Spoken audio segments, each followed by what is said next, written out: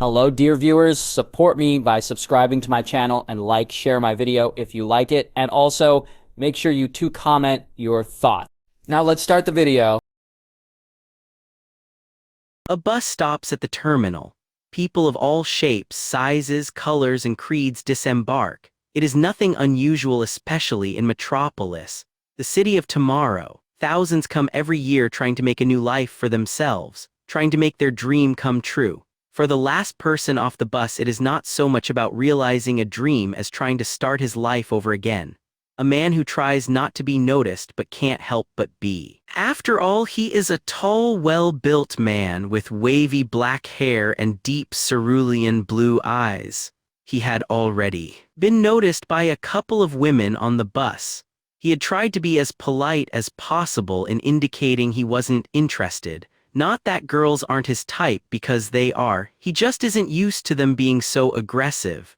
Back home, for most of his life, he had barely been noticed by the female sex. Apart for Lana Lang, that is, but that ran its course years ago. There was someone at college, but considering who she turned out to be, that was fairly well doomed to failure from the start, which in the end is what happened. Since then he had been very much alone. In fact, for some very good reasons, he hadn't really been interested in a relationship. It tied into the whole reasoning why he has come to this city.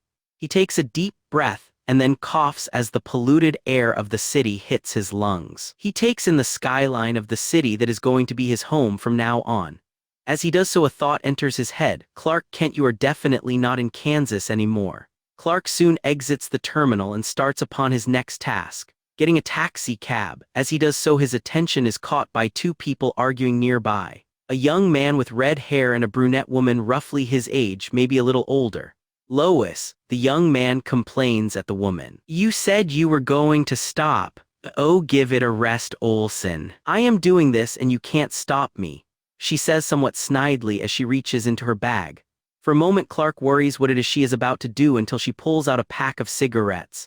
In motion almost faster than humanly possible, she has it lit and placed between her lips. She lets out an audible sigh of pleasure as the nicotine hits her bloodstream. The young man, on the other hand, now has his hand to his head, shaking it in what Clark reckons is exasperation. Clark's conclusion must be is that the woman promised to try and quit smoking, which she is clearly failing to do. Clark thinks the woman looks familiar somehow, but oddly for him, he can't quite place her. Usually he can just place people instantly if he knows them. He has a photographic memory after all. Well, he speculates perhaps even an eidetic memory, but he never undertook any sort of test, so he doesn't know for certain. Clark is sure it is not really anything to work himself up over. Back to his original task of getting a taxi, which is not a task that takes him too long. He opens the door to get in when that brunette woman suddenly dives in before him. Now where Clark comes from, that is just rude. Lois, the young man shouts, even more exasperated than before looking at Clark with a tired, apologetic expression, as if he has had to do this many times before. I'm sorry, he says to Clark. The woman's head pops out of the cab. Olsen, come on, we have a schedule to keep. The young man looks at her sternly, like he has finally had enough. Lois, what? She asks, looking completely oblivious to what she has done wrong. Lois, you just stole this man's cab. Lois looks at Clark as if she just noticed him for the first time. Well, I'm sure he'll understand that we're in a hurry, she says, not sounding the least bit contrite for her actions. The young man pinches the bridge of his nose and shuts his eyes for a moment before looking at Clark again. I'm really sorry about this, he says again. Look, how about we share a cab? Where are you going? Clark takes a moment to assess the young man before deciding to go with his gut instinct that he seems like a good person and answer by giving him the address of the friend he is planning to stay with while in Metropolis. The young man cocks his head to the side as he visualizes where that is. That is on our way, actually, he announces. So how about we split the fare? Sure, Clark decides. If it is not too much bother, he adds, Mr. O. Olsen, Jimmy Olsen, but please just call me Jimmy, he says, introducing himself and holding out his hand. Clark shifts his suitcase to his other hand and takes the hand. Clark Kent, Clark says, introducing himself. Whoa, this guy has a hell of a grip, Jimmy thinks to himself at the strength he feels his hand squeezed with. "What are you doing now?" Lois asks. With her, the one now sounding exasperated and impatient to boot at, still waiting for Jimmy. Jimmy explains to her what they are doing. Lois opens her mouth to protest, but Jimmy cuts her off. "Lois, you already stole the man's cab. The least you can do is share it with him when his destination is on the way," he tells her quite firmly. For a brief second, Clark swears he sees admiration in the woman's eyes at Jimmy for standing up to her, but it vanishes as quickly as it appeared. "Fine," she says somewhat petulantly. "But if we're late, you are explaining it to Perry." "Big change there then," Jimmy mutters somewhat sarcastically under his breath. In fact, a normal person wouldn't have heard it, but Clark did. Clark puts his suitcase in the trunk of the cab and gets in next to Jimmy, who sits in the middle with Lois on the far side. Jimmy makes a brief introduction. "Clark Kent, Lois Lane." "Lois, Clark Kent." Oh, now Clark knows why he recognized her. Now he has heard her full name, it all clicks into place. He knows of the world-famous reporter Lois Lane, although he felt she tended towards scandal too much in her writing, but of course what she was most famous for was all her pieces on the Justice League. "Pleasure to meet you," he says to her politely in the way he was raised to. "I'm sure it is," she says with some hostility, clearly not happy about the situation. Jimmy rolls his eyes and leans over to whisper in her ear. "Lois, be nice." Lois frowns for a second as the cab drives off before making an effort to be nice. "So where do you hail from?" she asks Clark. "Smallville," he tells her. "Never heard of it," she admits. "It's in Kansas." That would be why Lois thinks to herself, "Great, here she is in a rush, stuck in a cab with a country bumpkin. Can her day get any worse?" "So what brings you to Metropolis?" Jimmy asks, curious. "It probably sounds cliched, but a fresh start." "You're right," Lois says, but before she can say "that does sound cliched," Jimmy gives her a glare, stopping her. When she thinks on it later, she will realize that if she had said it, that would have made her sound rude. Because of that, she secretly admires the way Jimmy stands up to her. He helps to put a kibosh on her flawed manners. "So any reason in particular you are wanting a fresh start?" Lois asks instead.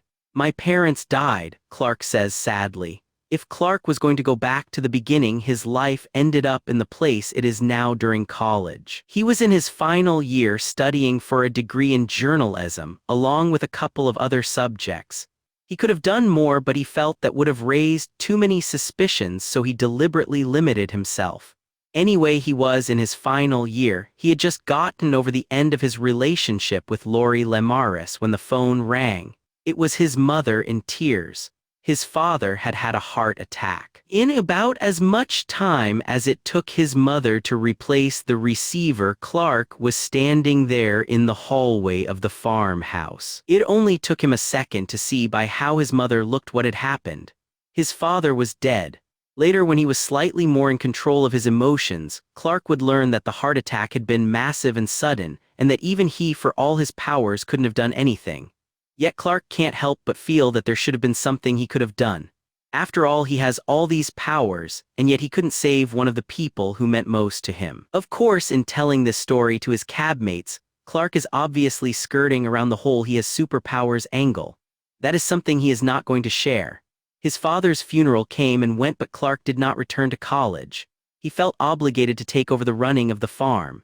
It took about a year for his mother to persuade him not to stay out of any feeling of obligation. That it was his father's wish that Clark choose to do whatever he wanted with his life.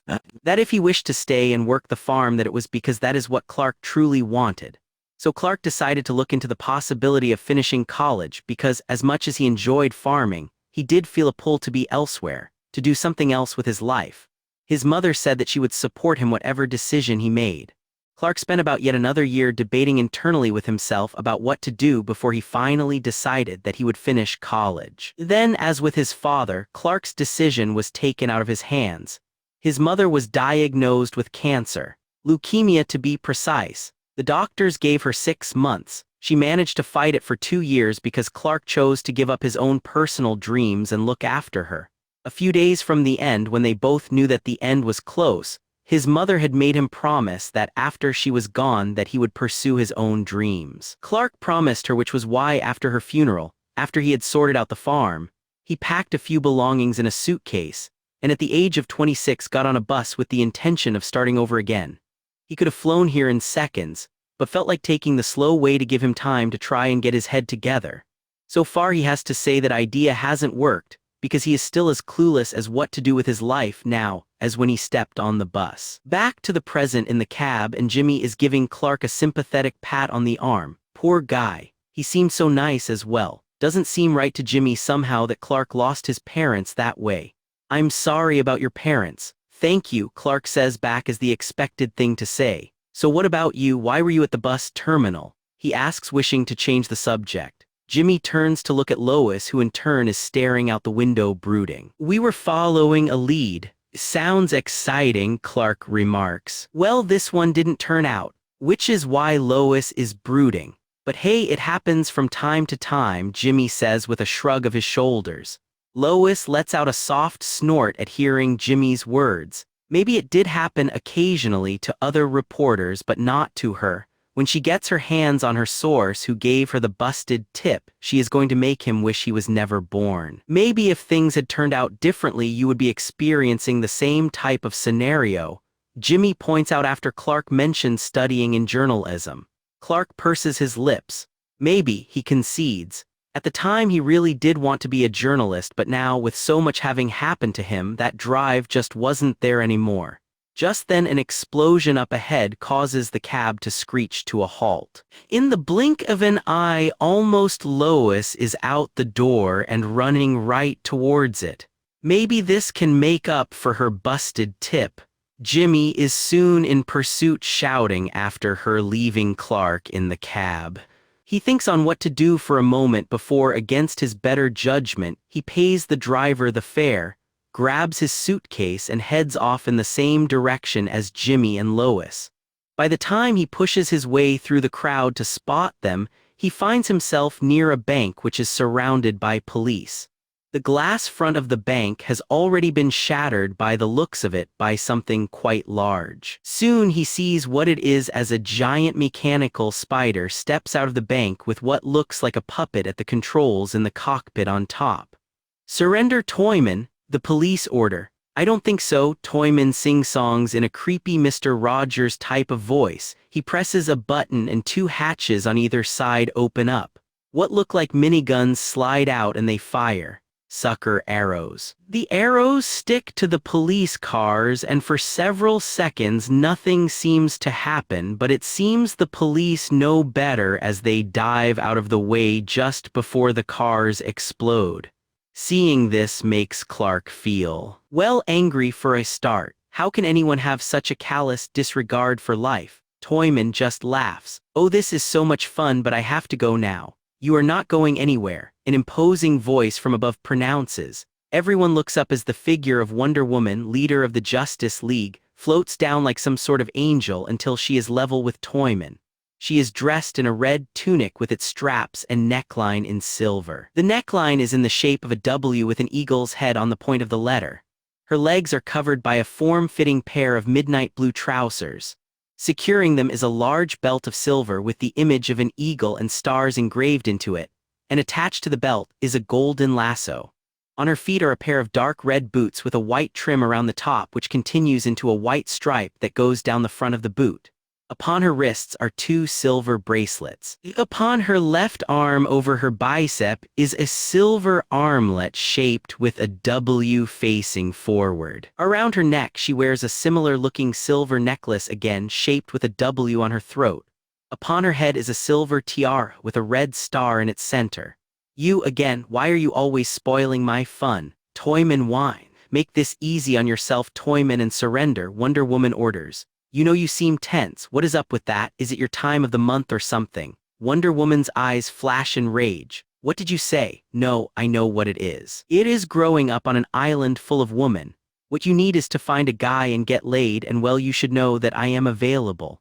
Clark can see Wonder Woman's fists clench in what he guesses is anger. In fact, one of her eyes is twitching ever so slightly. So is that a yes? Toyman asks with a lecherous overtone. Wonder Woman says nothing, but her fists clench tighter still. Last warning, Toyman, she says with barely controlled anger in her voice. Surrender. Not going to happen, Wonder Babe.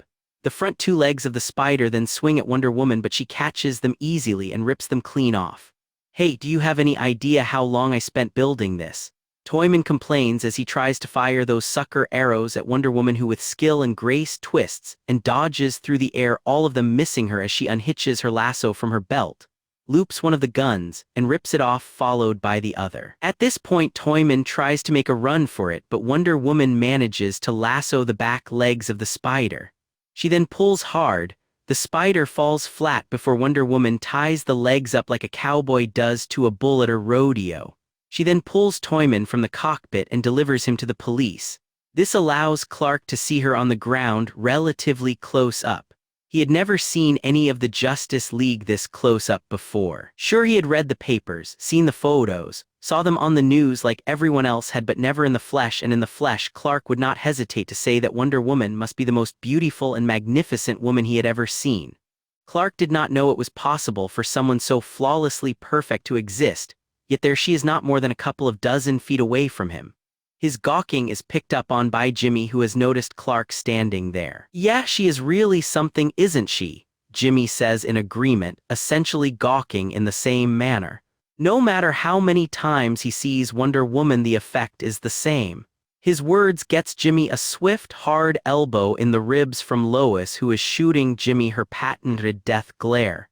"However, she is nothing next to you, Lois." He quickly amends, not wishing to incur Lois' wrath. In response to that, Lois seemed to physically fill and hold her head just a little bit higher than before. "I'm going to get a statement," Lois announces before she bursts her way through the police lines shouting, "Wonder Woman, Lois Lane, Daily Planet."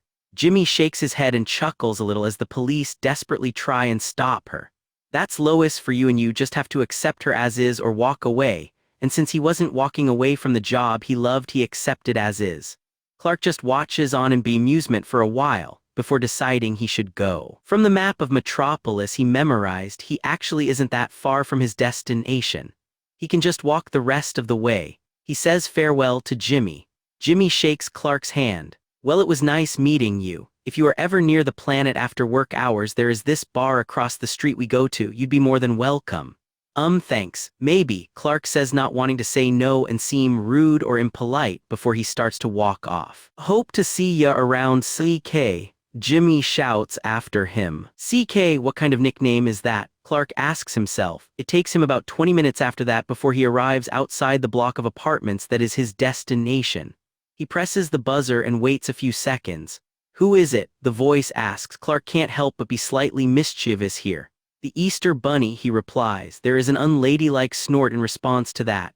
"Don't give up your day job, Clark." That makes him smile. "Come on up." The voice permits. The door is opened and Clark makes his way to the top-floor penthouse apartment and knocks on the door, which opens to reveal a woman with auburn red hair dressed in clothes Clark reckons would probably cost a fortune if she didn't design and make them herself. Lana Lang, born of Smallville, Kansas, was now one of the most sought-after fashion designers in the world. "Hey Lana," he says a little shyly. Lana smiles warmly at seeing him, steps forward and gives him a great big hug. "Come here, you." Clark gently wraps his arms around her. It was nothing more than a friendly hug, but it was still nice all the same. Lana pulls back and looks him over. "So how are you?" she asks him, having not seen him since Mrs. Kent's funeral, and there he had been grief-stricken and pretty much devastated. "All right. Coping," is his bland answer, because physically he is always in perfect health, so her query has to do with his mental state. Lana takes that as to mean he isn't really doing that great, but she lets it go. "He'll talk when he is ready." Lana steps to the side and waves him in. "Come on inside and we'll get you settled." Clark steps inside, taking a breath as he does so. Lana was putting him up, so he guesses this is where he starts his life over again. He just hopes he is up to the challenge. "Whoops, sorry," Lana, sounding a little nasal. Apologies to Clark while having the good grace to look sheepish.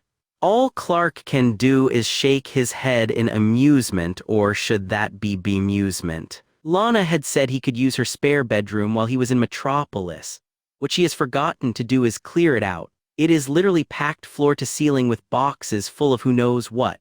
How on earth can you have so much stuff? He just has to ask her. Lana shrugs. It is what happens when you are a world-famous fashion designer. People just give you free stuff you never use, and I just dumped it all in here.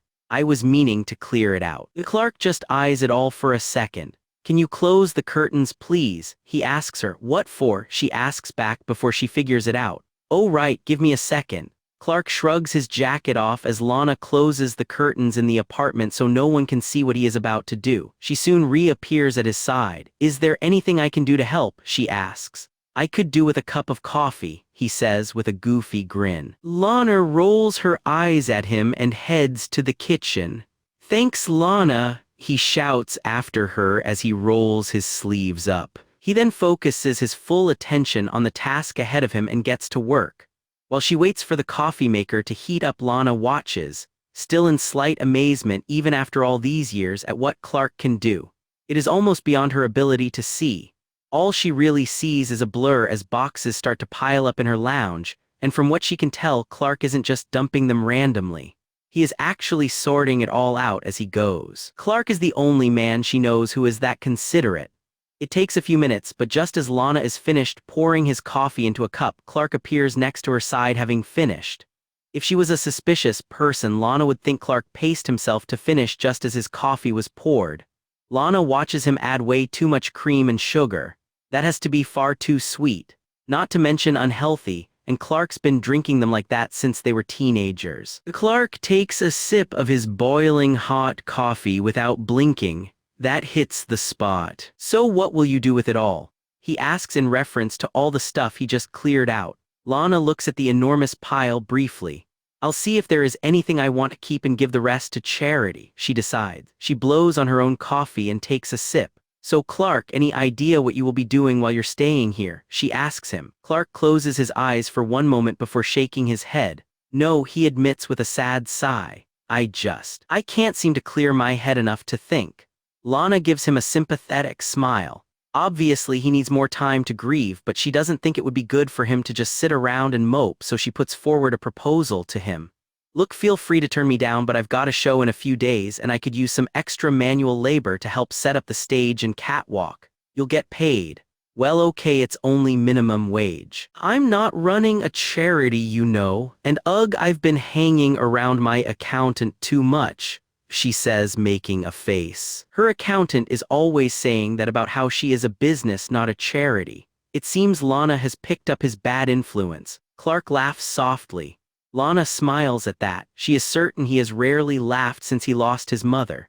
So what do you say? You'll be a big help. Well, as a gentleman, how I can refuse the request of a beautiful lady, Clark says in accepting, complimenting Lana as he does so.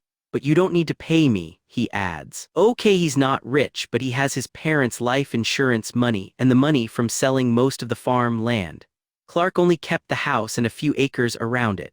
The money he got is enough to keep him going for a while since he lives a very simple life. Clark, I'm paying you, Lana says insistently, and don't bother arguing with me because that's final. Clark knows Lana well enough to know when not to argue with her. This is one of those times. Yes, ma'am. The next day, Lana is down at the scene of her show making sure everything is being set up the way she wants it.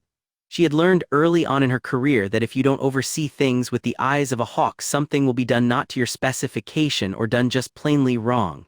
She cringes at the memory of her first few shows when she hadn't done that. Some of that was awful. She is just taking a break, drinking down some water from a bottle when she spots Clark. At the sight, her eyes widen and her water goes down the wrong tube, making her cough repeatedly. The show was going to be outside, weather permitting, and today was really hot and sunny. And so, not to draw attention to himself, Clark had done what many of the other workmen had done and taken his shirt off. Of course, how Clark thought that wouldn't draw attention to himself, Lana doesn't know. Dear God in heaven, she had almost forgotten just how ripped Clark is. Clark then takes a moment's break to take a drink of water, and then he pours the remaining contents of the bottle over his head.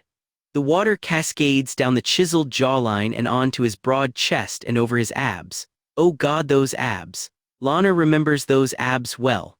Now, there were perfectly good sound reasons why Lana and Clark broke up, but at this precise moment, Lana cannot for the life of her remember what those were. In fact, the only thought going through Lana's brain at this precise moment is courtesy of her more primal side, and it is saying, "Take me now, big boy." Did Lana just say that out loud? No, wait, that wasn't her voice. Lana blinks and snaps out of her glorified ogling of her friend and turns her head to the right to where a woman of approximately 30 with brown hair has come to stand next to Lana. She is Lana's assistant Melanie, who is blatantly checking Clark out. Now there is the prime example of American beefcake. Melanie says with a large hungry grin that shows that she would like to quite literally eat Clark up. Mel, I wouldn't, Lana cautions, knowing what Melanie is thinking. Hell, it was what Lana was thinking 30 seconds ago. And pray tell why not? Because he just lost his mother, he's grieving. Melanie snaps her head round to look at Lana. Wait a minute, do you know him? She asks, pointing at Clark. Clark, sure. We grew up in the same town together. We dated in high school. And did he look like that? Lana can't help herself and takes another good long look at Clark. She has to catch herself as her lips start to curve up. She clears her throat. More or less, she replies. And you let him go. It was more a mutual realization that our relationship had run its course. Lana explains it as it truly was. Okay, I have to ask as your friend. Are you nuts? Melanie asks in incredulous disbelief that any woman would give a man who looked like that up. If I had him, I would grab hold and never let go. Lana sighs. Lots of people say that, Mel, but what Clark and I had, it was puppy love. She explains, using the term Mrs. Kent used to describe what she and Clark had. Don't get me wrong, he's a great guy, but after high school he went to college in Kansas City and I came here to Metropolis University. We tried the long-distance relationship. It didn't work. Although nothing is really long distance for Clark, but he couldn't just zoom away every time he felt like it without someone noticing, so they did see a lot less of each other. Lana continues her story to Mel. After a few months, I noticed I just wasn't missing him as much as I should have been if I was truly in love with him. In fact, and this is kind of funny, Clark noticed the same thing he eventually admitted to me, so we agreed to end it and remain friends, which we still are. Okay, let's say I buy that. I still have a question. What? Does he live up to that big boy description I used? She asks with a suggestive overtone. That's none of your business, Melanie. Lana snaps, even though the thought that goes through her mind is he sure does. Seeing the death glare in Lana's eyes and not wanting to put her current employment at risk, Melanie decides the wise thing to do is probably just drop it. She gets back to her job, which is currently to make sure all the models contracted to appear do actually appear. Lana was her friend, but Lana could be too nice. In this world of phonies and agents and stars with egos the size of Metropolis, you needed someone who took no shit and pulled no punches, and that was Melanie. Shortly after Melanie leaves, Clark wanders over to Lana. He coughs lightly and speaks in a low voice. You do remember I could hear all that, right? He points out in relation to Lana's conversation with her assistant. And did I say anything that wasn't true? She asks him, arching one eyebrow. Clark rubs the back of his neck, which gives Lana ample time to reacquaint herself with the look of his quite literally bulging biceps. Well, I know, I guess not, but thanks for avoiding the detail, he says with a faint blush at the details Melanie was after. Clark, as far as I'm concerned, that will always be private between us. Thanks, and you know the same goes for me. Of course I do, you're Clark Kent, and what in the hell is she doing here? Lana suddenly yells out. What, who? Clark asks, completely lost. Lana points. Her, she says in a sneering tone, and Clark looks in that direction to see a blonde woman in a pink shirt and barely legal length short tight skirt. The shirt highlights quite dramatically the woman's, assets. Who is she? Cat Bloody Grant. Lana says it like she is swearing. Clark takes a moment to process that name, minus the bloody part, through his perfect memory. Doesn't she work for the Daily Planet? Yes, she's its fashion and gossip columnist, Lana confirms, and she is not supposed to be here. She's here to try and steal all my show's secrets. Again, bitch. Clark's eyebrows shoot up. He has never heard Lana sounding so venomous. She is currently looking and sounding a long way from the sweet girl next door he knew growing up. Clark, remind me to fire my security detail later. Lana requests of him because they were supposed to be patrolling the perimeter and keeping nosy journalists like Grant away. Okay, sure, he says, unsure whether Lana means that or not. Lana takes a deep breath. Well, I better go deal with her. I'll be needing a whole bucket of aspirin afterwards if you don't mind, she asks of Clark, only half joking. Clark gently takes Lana by her arm, stopping her. Okay, look, I can tell you're upset. Why don't you let me deal with this? I'll get rid of her. Lana looks at him skeptically. Clark, don't take this the wrong way, but you don't know and can't handle someone like her.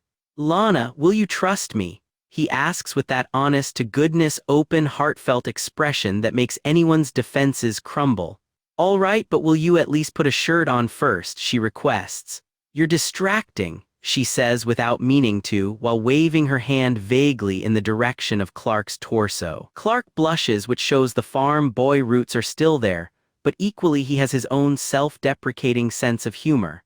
I didn't realize it was such an ordeal for you to see me shirtless, he says wryly. He folds his arms across his chest and his lips start to twitch upward. I can't recall you complaining when we were dating.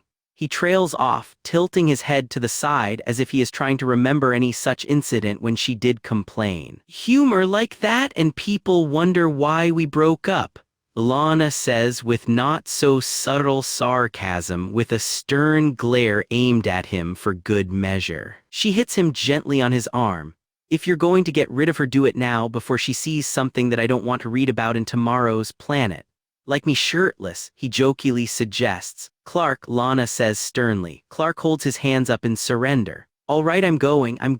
He walks away. Don't you tell her a thing, Clark, and don't let her get an edge on you. In fact, don't let her speak, full stop. Lana shouts directives after him. Gee, with an attitude like that, people really must wonder why we broke up, Clark mumbles to himself. Was she always this bossy? He tries to recall. Lana watches Clark at least put his shirt back on first. Still, she can't help but feel slightly nervous for Clark's safety. He doesn't know just how low Cat Grant will sink to get what she wants. To her amazement, she watches Clark after a few minutes talking to Grant as he manages to escort her away with seemingly no trouble. When he comes back, Lana notices he has a rather dumbstruck expression on his face. What happened? She asks with concern. Lana watches Clark's brow knit together as if his mind is piecing things together. Clark, she inquires, his eyes focus on her filled with confusion. I think I just got myself a date. Lana's face darkens like thunder. What? She growls. Clark scratches his head trying to work out exactly what happened, but somehow when talking to MTKS Grant he ended up agreeing to take her out. I'm taking her out to dinner. Lana gasps in sheer horror. How could you? Well, you know she was really quite nice, he says, which is exactly the wrong thing to say. Nice, Lana says through gritted teeth. Clark nods. Yeah, nice, Lana repeats. Yes, she really wasn't as bad as you were making out. I cannot believe you, Lana shrieks. Lana, Clark inquires, unsure why she is reacting the way she is. You know, I thought I knew you. I thought you were different from other men, but I can see you are just like all the others. Lana, Clark tries to interject himself into her rant, but she ignores him. Nice, she repeats again tersely. Oh yeah, I can guess which two parts of her you found nice, she hisses. Clark is just getting more confused by the second. He tentatively tries to reach his hand out to Lana, who bats it away. You, she says with a stern jab of her finger to his chest. You are nothing but a pig. Lana then turns on her heels and stalks off, leaving a still utterly baffled Clark wondering just what he did to make her so angry. Clark has enough experience with women to know when to let them cool off before trying to talk to them again, so he wandered around the city for a few hours before he dares set foot back in Lana's apartment. When he returns, he finds Lana is in the shower, so he goes about making her a soothing and, more importantly, calming cup of tea. It was what his father did when his mother was mad. Clark smiles slightly at the memory, but the smile is dampened by his pain at the loss of them. When Lana emerges, she is dressed down and in casual green top and jeans. She is still drying out her hair with a towel as he hands over the cup. She fixes him a glare that shows she is still angry. Clark waits for Lana to take a few sips before broaching the obviously touchy subject. So, care to explain what it is I did earlier? He tentatively asks. Lana lets out a low growl before she sets her tea down and looks at Clark directly in the eye. Clark, did I ever tell you what happened to the assistant I had before Mel, Ted? Not that I recall. He went to dinner with Cat Grant once, and next day I found all my secrets splashed across a double-page special in the Planet. The bitch had seduced it out of him, which is what she plans to do to you and you. You are falling into the same trap as Ted. Clark can hear and see the pain of betrayal Lana must have felt about that. Lana, I didn't know, he says in his own defense. Lana lets out a deep cleansing breath. I know, Clark, and really I'm taking out my anger on the wrong person. You're not used to dealing with people as manipulative and duplicitous as Cat Grant is. Clark wants to say he really doesn't think anyone is entirely bad. That would be his parents' influence, and a few years ago he would probably have just said it, but he isn't as naive as he once was. The experience with how his relationship with Lori ended, as well as losing his parents, had at least knocked some of that out of him. Lana, I hope you know I would never do what Ted did. I know, and I don't know what secrets Cat Grant thinks she could get from me. I understand nothing about fashion, I'm clueless. Lana laughs softly with a shake of her head. That is kind of true. Also, Clark always did have a good sense of humor. It was one of the things she liked about him. Well, Grant doesn't know that. She probably saw you standing next to me and assumed you knew something. Right, but I'm still meant to be taking her out, he says, unsure what to do next. Clark, can I offer you some advice? Of course, Lana. Call it off, because Cat Grant is the kind of woman you should avoid. She goes through men like you and I go through hot meals. When I said she wanted to seduce my secrets out of you, I mean seduction as in taking it all the way. All the way. He queries, not quite getting what Lana is hinting at. All the way, she says, emphasizing every word. Color fills Clark's cheeks. Right, all the way, I'm with you. Good. Clark eyes Lana for a moment. You know, you see to know an awful lot about her, he observes. Lana shrugs. She's at my shows. I have no choice but to deal with her then, and as for everything else, she has a reputation. The kind of one that gets around if you hang about in my world long enough. I guess you have to grow up living in a big city. Clark says with sadness that some of the sweet innocence he used to love in Lana has gone. Yes, I'm afraid we do, Lana says with her own sadness at knowing she has lost something of who she used to be. Well, I promise, Lana, I won't be taking Cat Grant out anywhere. Thank you. You're my friend, Lana, and I would never do anything that would lose your friendship. I've lost too much already. Lana can hear the pain and loneliness slip into Clark's tone and notices Clark wipe a tear away from his eye. She moves forward and wraps her arms around him, offering him comfort. It'll be all right, Clark, she assures him. I know, he says, his voice thick with emotion. He knows that, but he also knows it'll be a while before it is. She pats him on his back a few times. When she feels it is enough, she moves back and he gives her a reassuring smile. It'll take time, but he'll be all right. Clark is strong and he'll get through this. She gets back to drinking her tea.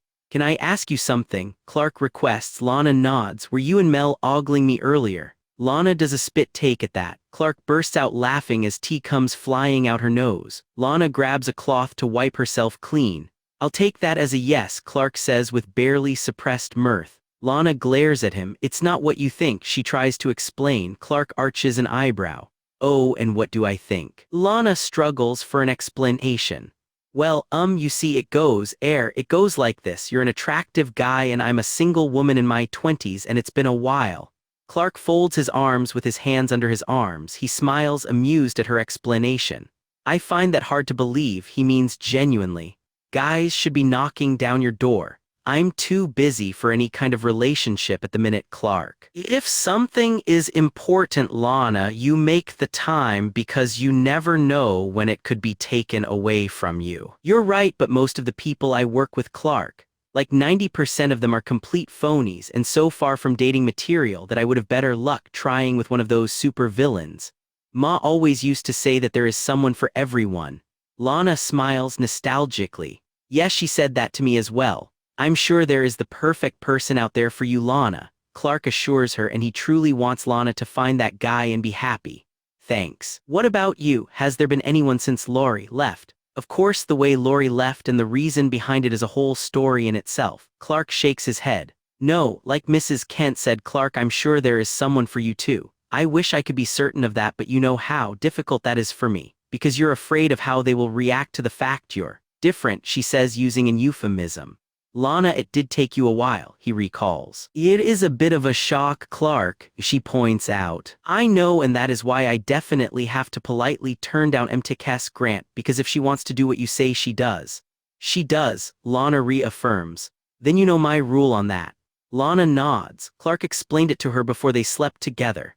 In fact, it was part of why he ended up telling her about his origins, because as their relationship deepened and headed that way, he felt she needed to know the truth about what she was getting into with him. That, and at the times, they really did love each other. Not the happy ever after kind of love as it became clear later, but definitely love. Of course, Lana had had her suspicions about Clark for a while. You spend time around him and you notice he is a little. She hates to use the word, but he's a little weird, and weird things happen around him.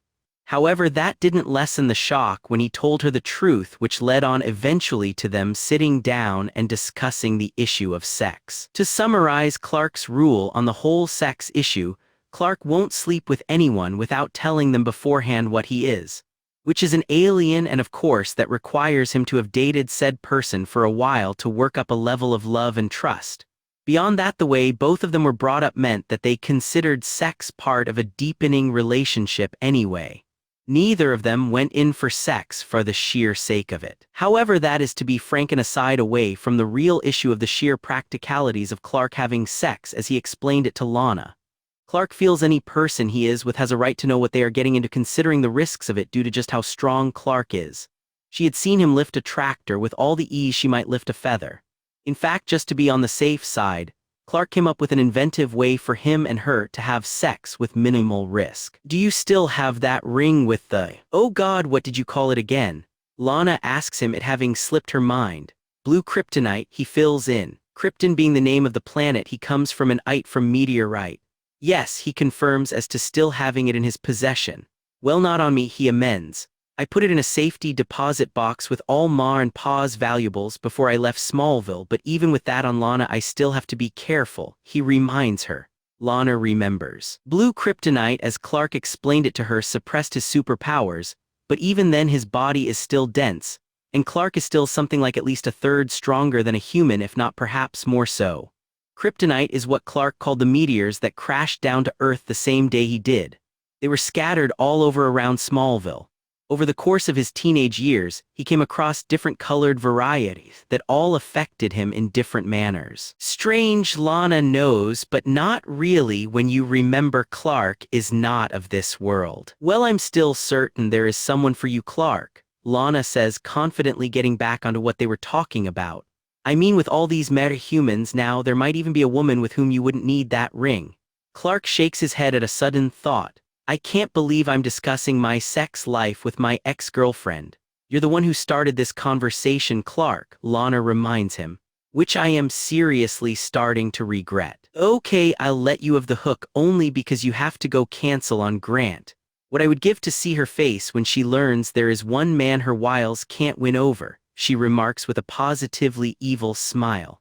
Lana, you are starting to scare me. I'm allowed this one moment of schadenfreude, Clark. That woman is a colossal pain in my neck. Clark decides not to argue. Okay, but I'll be phoning her out in the hall. He informs Lana just to make sure he can get peace. Mtks Grant had given her a phone number to contact her on. Clark grabs the phone and heads for the apartment door. Wonder Woman, Lana shouts out suddenly. Clark stops and looks at her. What, someone with whom you wouldn't need that ring? Lana explains. Right, Clark says, not very convinced. She's a great big famous superhero, leader of the Justice League, and last but not least the princess of a race of warrior women, he lists. I, on the other hand, am a farm boy from Kansas. Do you really see that working? He asks rhetorically. After all, he can't see how they would possibly have anything in common.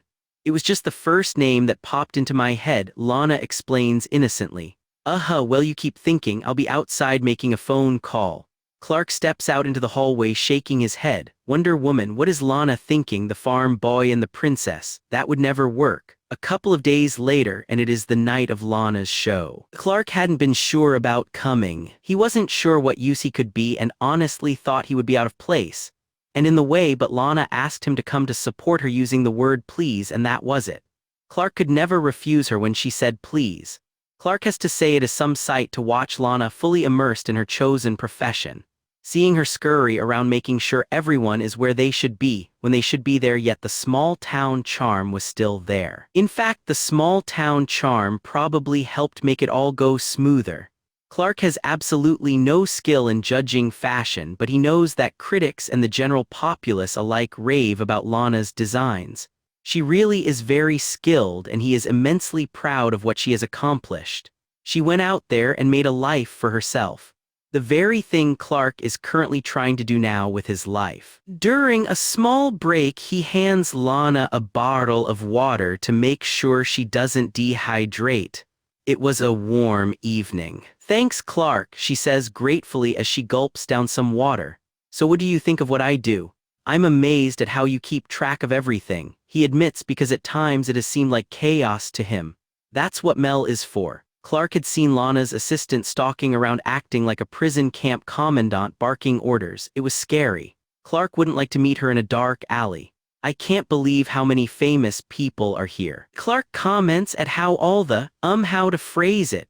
Oh yes, how all the movers and shakers are here. All of Metropolis great and good were here, from the mayor to various celebrities to Lex Luthor himself. Lana rolls her eyes at the mention of all the famous people. Most of them are only here for the good PR they can get.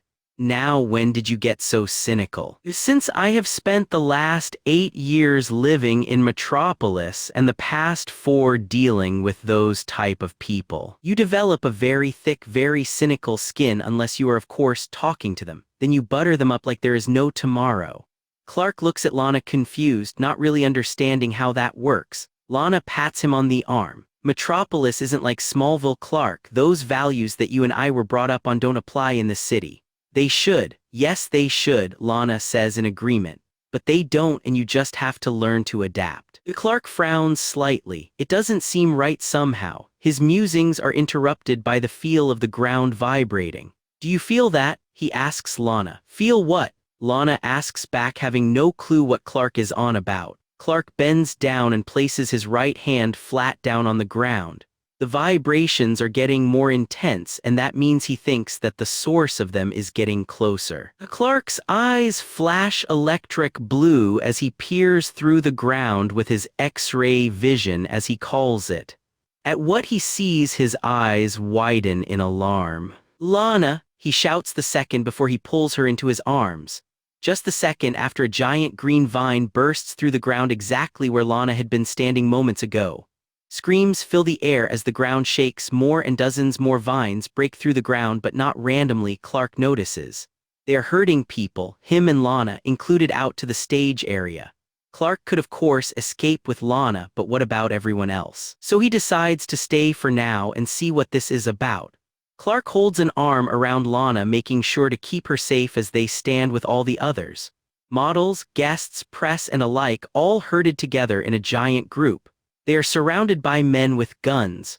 Men wearing clown makeup, and not just men but women too, dressed in some kind of green dresses that seem to resemble plant leaves. The ground rumbles, and bursting out through the catwalk comes a giant plant bulb whose petals fold back one by one to reveal 2 women within. One with green skin and scarlet red hair that falls loosely around her shoulders, dressed like the other women in the green costume, although hers is skimpier and seems to have been designed more to emphasize her generous curves. The other woman is dressed in a red and black jester outfit with white face paint and a black domino mask. "Hi everyone." The jester greets them with a wave of her hand. The jester, Harley Quinn. Full name Harleen Frances Quinzel, one-time psychiatrist and now sometimes sidekick and love interest to the Joker. Harley looks around. "Gee, what a swell-looking crowd. If only Mr. J was here," she says regretfully. "He would have loved it." The green-skinned woman rolls her eyes. "Harley, stop," she says in total exasperation at her partner. "You and Joker broke up. Get over it already," she says coldly. Poison Ivy, eco-terrorist. Once upon a time, a brilliant botanist called Dr. Pamela Lillian Eiley, until an accident in her lab transformed her into a plant/human hybrid. Her tissues became saturated with chlorophyll, hence her skin's green pigment. She also gained an unnatural ability to control plants. Ivy strides forward, deliberately adding a sway to her curvy hips. She takes in the group and notes that many of the men are already succumbing to another effect of her transformation. She gives off powerful pheromones that has most men literally on their knees before her, and already many of them are staring at her in rapture, practically drooling. Men are always so easy. It is almost boring. Women are different. It takes a bit longer for starters because women, unlike men, aren't driven by their libidos, but given enough time and exposure, her pheromones eventually have the same effect on the fairer sex as well. If Ivy hadn't injected Harley with the counter, even her friend would eventually succumb, and it is only because Harley is her friend that Ivy was that generous. Ivy addressed the gathered masses. "Well, now what do we have here? Metropolis' finest, most wealthy, most powerful, most greedy, most deceitful, most destructive people. You," she points at them, sounding quite venomous by now. "You destroy and rape this planet. Every day I hear Mother Nature's screams of pain, all because of you and your political lapdogs. You think you can get away with this. You think no one will make you pay. Well, no longer, because Mother Nature got a helping hand, a hand of vengeance." Ivy's lips curl up into a cruel, cool smile. "Me. Now where shall we start?" she asks, at which point a security guard who had managed to avoid detection points his gun at Ivy. "Freeze," he demands. Ivy arches one delicate green eyebrow. Someone with more willpower than the average man. Luckily, it does not matter, as an extendo boxing glove courtesy of her partner in crime disarms the man, and a quick snap of her fingers has him entwined in vines. Back to the game in hand, Ivy turns her attentions to the crowd. Who to start with? Oh, she knows. Her vines wrap her chosen victim around the ankles and lifts him into the air and brings him dangling upside down in front of her. "Lex Luthor," she says the name with particular glee. "As I recall, I still have to get you back for the last time we met." Last time they met, Luthor had captured her so he could extract the mind control spores she also generates since her transformation to use for his own nefarious ends in one of his own plans to destroy the Justice League. The Justice League stopped him, of course. Not that you could prove he had anything to do with it. As far as the majority of the world goes, they saw Lex Luthor as just another super wealthy businessman and head of the conglomerate Lex named after himself, LexCorp.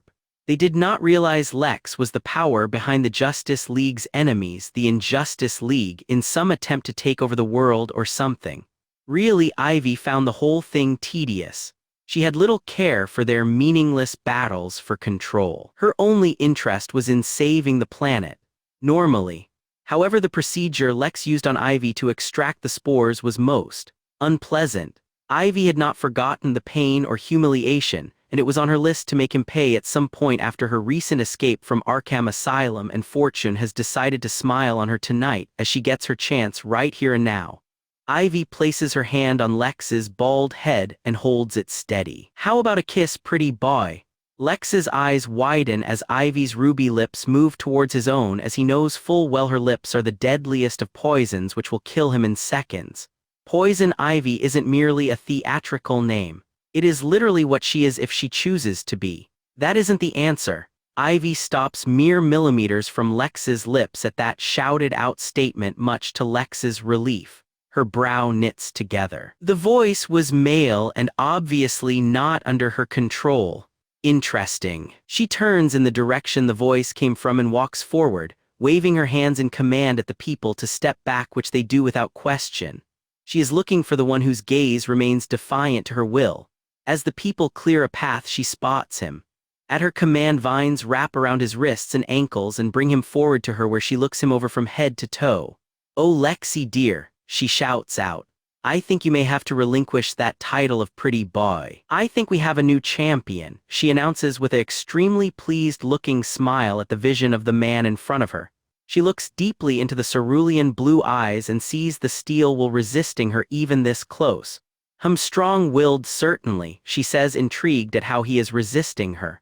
Lex is a unique case. Few others can resist her spell. Ivy runs her hands down his front. "Strong-bodied too," she says, sounding more than a little pleased at what she feels. She leans forward and inhales deeply his scent. And you smell of the earth and of sunshine and wheat and animals. My guess would be a farmer, right? The man says nothing, only glares at her defiantly. She waves him off. Oh, you don't need to speak. Being a child of the earth, I can sense these things, and people say Batman is the world's greatest detective. She says dismissively of Gotham's Dark Knight.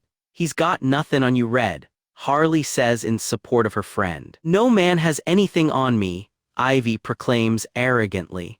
She turns her focus onto the matter at hand and addressed the man who found the courage to interrupt her. An act she could have killed him for already, but her curiosity is piqued and she wants an answer. Now tell me, since you obviously knew you were risking your life, what it is that is so important you felt the need to speak up. Okay, so Clark knows this so wasn't his best idea, but he couldn't just stand there and let an innocent man die, so he had to do something. He couldn't use his powers without risk of being seen, so speaking up was the next best option. Killing is not the answer, Clark says to her. Is that a fact? Please tell me why that is the case. Because life is precious, Clark says, his words tinged with more heartfelt meaning after losing the two most important people in his life. And is human life more precious than plant life? She asks him back, believing he will give the answer she expects, that humans are more important when they are not. Humans are transitory, only one minor species. If humans die off, the world would carry on without a second thought. All life is precious. You have to learn to live in harmony with the natural world, Clark says, his words coming from his upbringing. His father was an organic father and explained to Clark many times about not overusing the land, about learning how to work with its natural properties. Ivy smiles in delighted surprise. Ooh, she was starting to like this one. She trails a finger across his chiseled jaw. Well, you see, the problem here is that very few people agree with your philosophy. Take the people here for instance. In fact, let's take one particular example in dear old Lexi there. You see, he sells his company as seeking sustainable growth. She finger quotes one of those to her, annoying buzz terms that mean nothing. In reality, it is all PR. As we speak, companies linked to LexCorp are raping and pillaging this planet. In fact, as we speak, he is personally responsible for the loss of acres and acres of irreplaceable rainforest. Ivy says, the rage slowly building within her at the thought of so many of her beloved plants lost forever, like a mother losing her children. I agree, people need to change, but through persuasion and example. If you inspire people enough, they can do anything they set their minds to. Clark argues. Ivy chuckles softly, her laugh almost erotic in its quality, amused by his optimistic but futilely totally naive opinion of mankind. Now here is where we must disagree. People only change when they are forced to, and I will be the one that forces them to. You see, I understand people, too, better than you do. Given the choice between changing and dying, people will always take the selfish choice of living. However, there are those that will never change, and those people I will use to make an example. A different kind of example than you were referring to. Starting right here tonight, I will make an example, she says loudly, her voice harsh and cold. And I will keep making examples until the governments and corporations of this world are brought to their knees and agree to every single one of my demands, she proclaims. Ooh, it always makes me so tingly when you get all political red, Harvey says with a mock shudder. Ivy smiles and runs her fingers across Clark's lips. You know, it's a shame, she says sadly at what she will have to do next. Her fingers slip down over Clark's chin, down his throat, until her hand comes to a stop at the top of his shirt. I enjoy a good intellectual debate. She then rips his button-up shirt open, sending all the buttons flying. Almost as much as I love rock-hard abs, she says with a salacious smile as she drags her fingernails down Clark's now exposed chest and over his abs. Ivy was right. They are rock hard, definitely a shame what comes next. She says with an erotic moan as she playfully bites her index finger while looking him over. It was quite a sight. Definitely going to have award you the pretty boy title. What do you say, Harley? I don't know, Red. I like their skin to be paler and their hair to be a bit more green. Ivy pinches the bridge of her nose and closes her eyes in exasperation. She doesn't get why Harley is so hung up on that psychopath. She looks at Harley. You're pathetic, Harl. You know that, right? Harley just shrugs it off. Ivy looks up at Clark. You see what I have to put with. I have to wonder some days why we're friends. Ivy sighs and wraps her arms around Clark's neck, bringing her hips in contact with him and grinding against him slightly. She smiles when she hears a suppressed moan. Very resistant to her control he may be, but she can feel a certain part of his anatomy that shows he is not entirely immune to her influence. She brings her face near to Clark's until their noses are virtually touching. It's a shame we won't get to talk some more, but I came here to make an example and I can't let you get away with interrupting me. If it means anything, I think I will be genuinely sorry. Not sorry enough not to do it. Clark thinks to himself along with, is it hot in here or is it just him? And a treacherous thought about how good it feels to have a woman's body pressed up against his own, despite the fact she is an insane supervillain bent on killing him apparently. Clark can smell the potent pheromones Ivy gives off, but really he should have better self-control than this.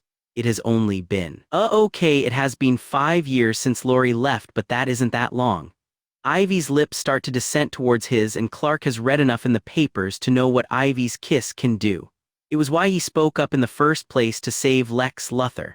Okay, so this is a problem. He could break free. That has always been a possibility. That would reveal his powers though. He could do nothing, and when she kisses him, Clark isn't sure what would happen. He is pretty sure poisons don't affect him, which if that were to happen would reveal he was abnormal at least. There is no point in faking it because what happens afterwards?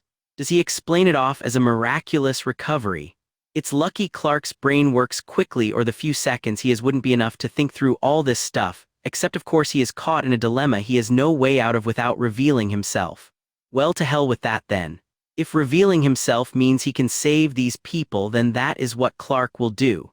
He'll deal with the consequences later. Clark clenches his fists about to break the vines holding him when there a whizzing sound, and suddenly the vines are cut, which leaves Clark falling to the ground with Ivy on top of him.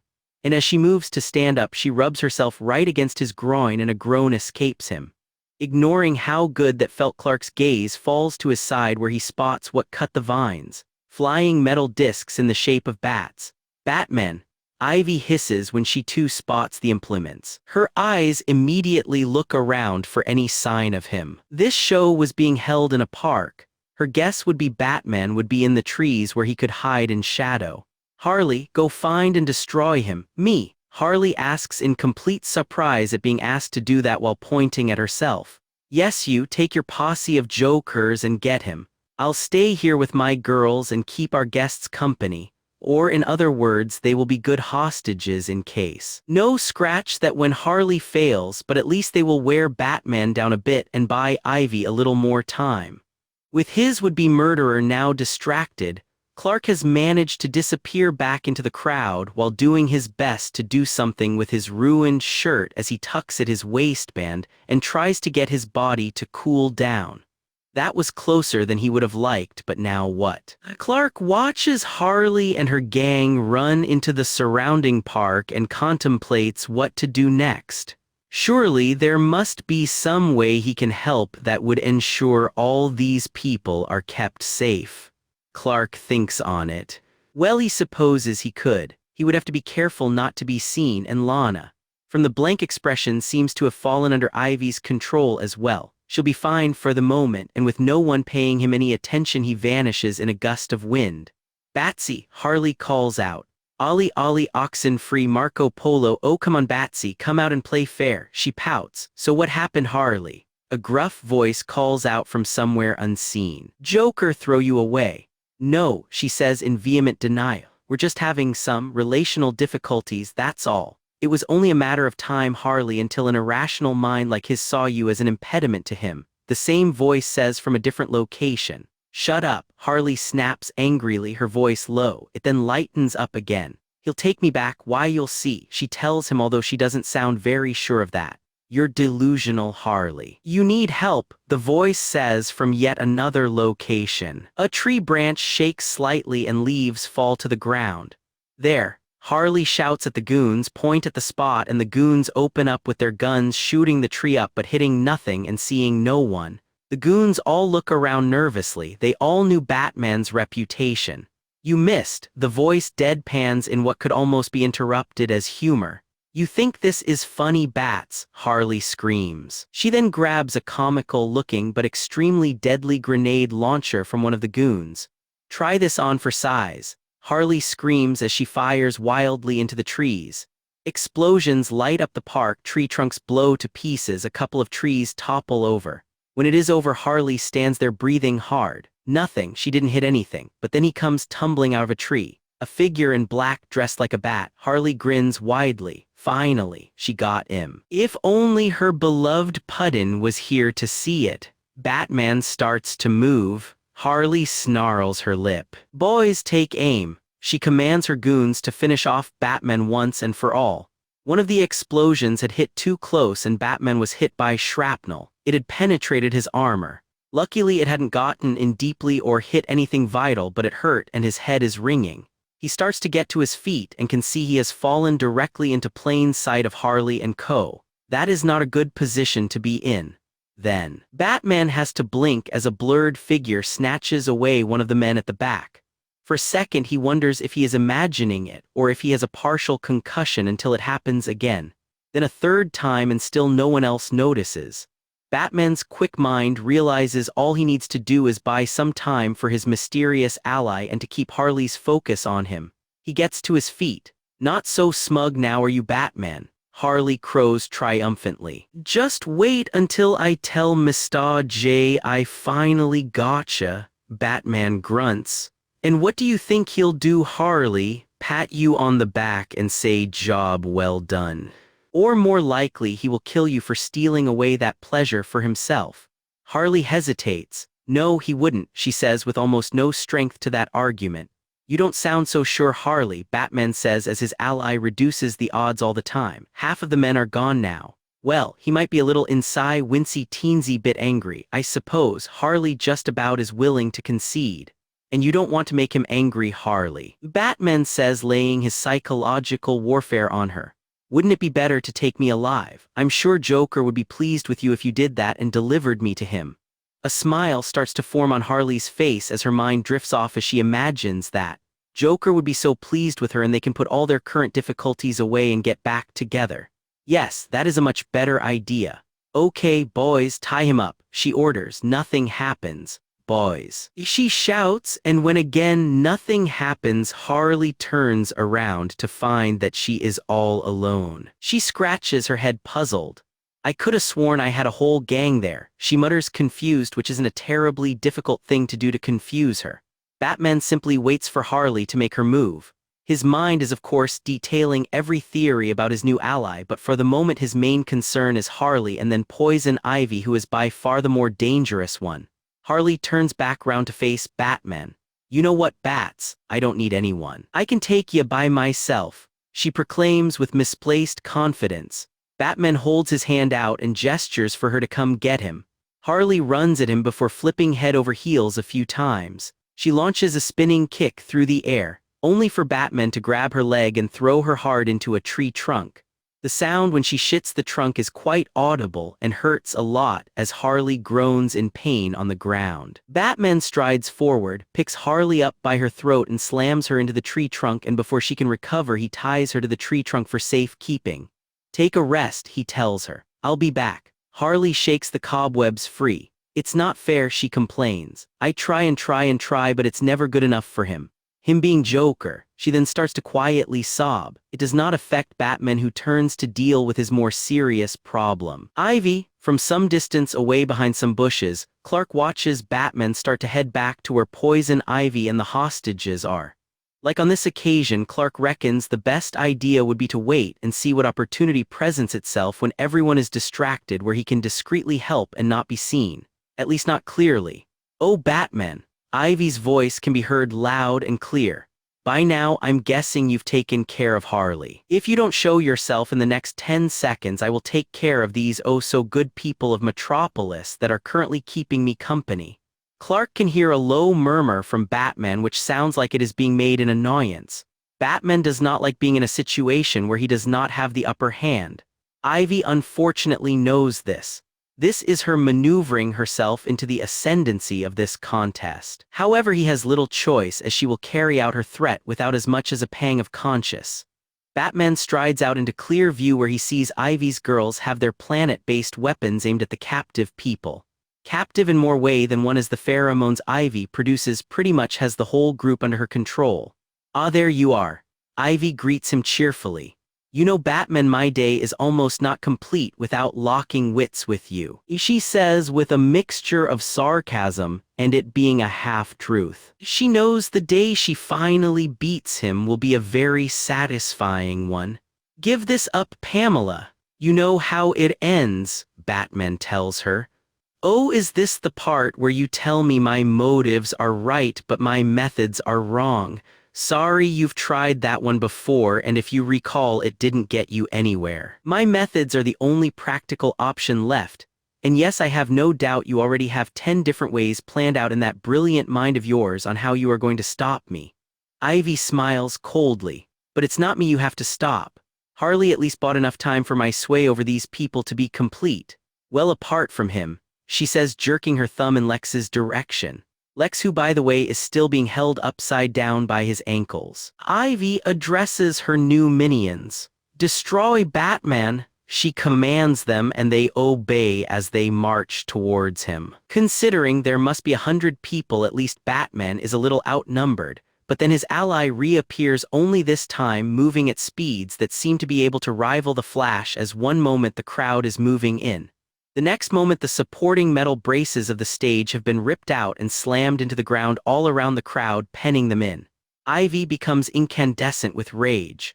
"Girls," she screams, "kill them all." She decides in her anger, but they don't get a chance as they are all disarmed, rounded up and tied up using street lamps from the park by the same blurred figure, all in a matter of seconds. Ivy blinks and then stares at Batman. "You," she accuses, pointing an accusatory finger at him. "This is your doing somehow. Who is it? Your Justice League friends?" "It's called karma, Pamela," Batman says flatly. Ivy holds her right hand out to the side, and growing out of the ground comes essentially a brown staff with a bulbous head. She takes it in hand and points it in Batman's direction. "You think you've won?" she asks him. "You haven't," she darkly utters her threat. Batman readies himself, though to look at him you could not tell that as he hides his intents completely. He feels the ground beneath his feet vibrate, and he jumps out of the way as vines burst through trying to grab him, but it has him off balance, which is when Ivy attacks. Ivy strikes Batman across the face and jabs him in the gut with the other end. She twirls the staff with all the precision and skill of an expert fighter, and continues to press her attack with quick, hard hits.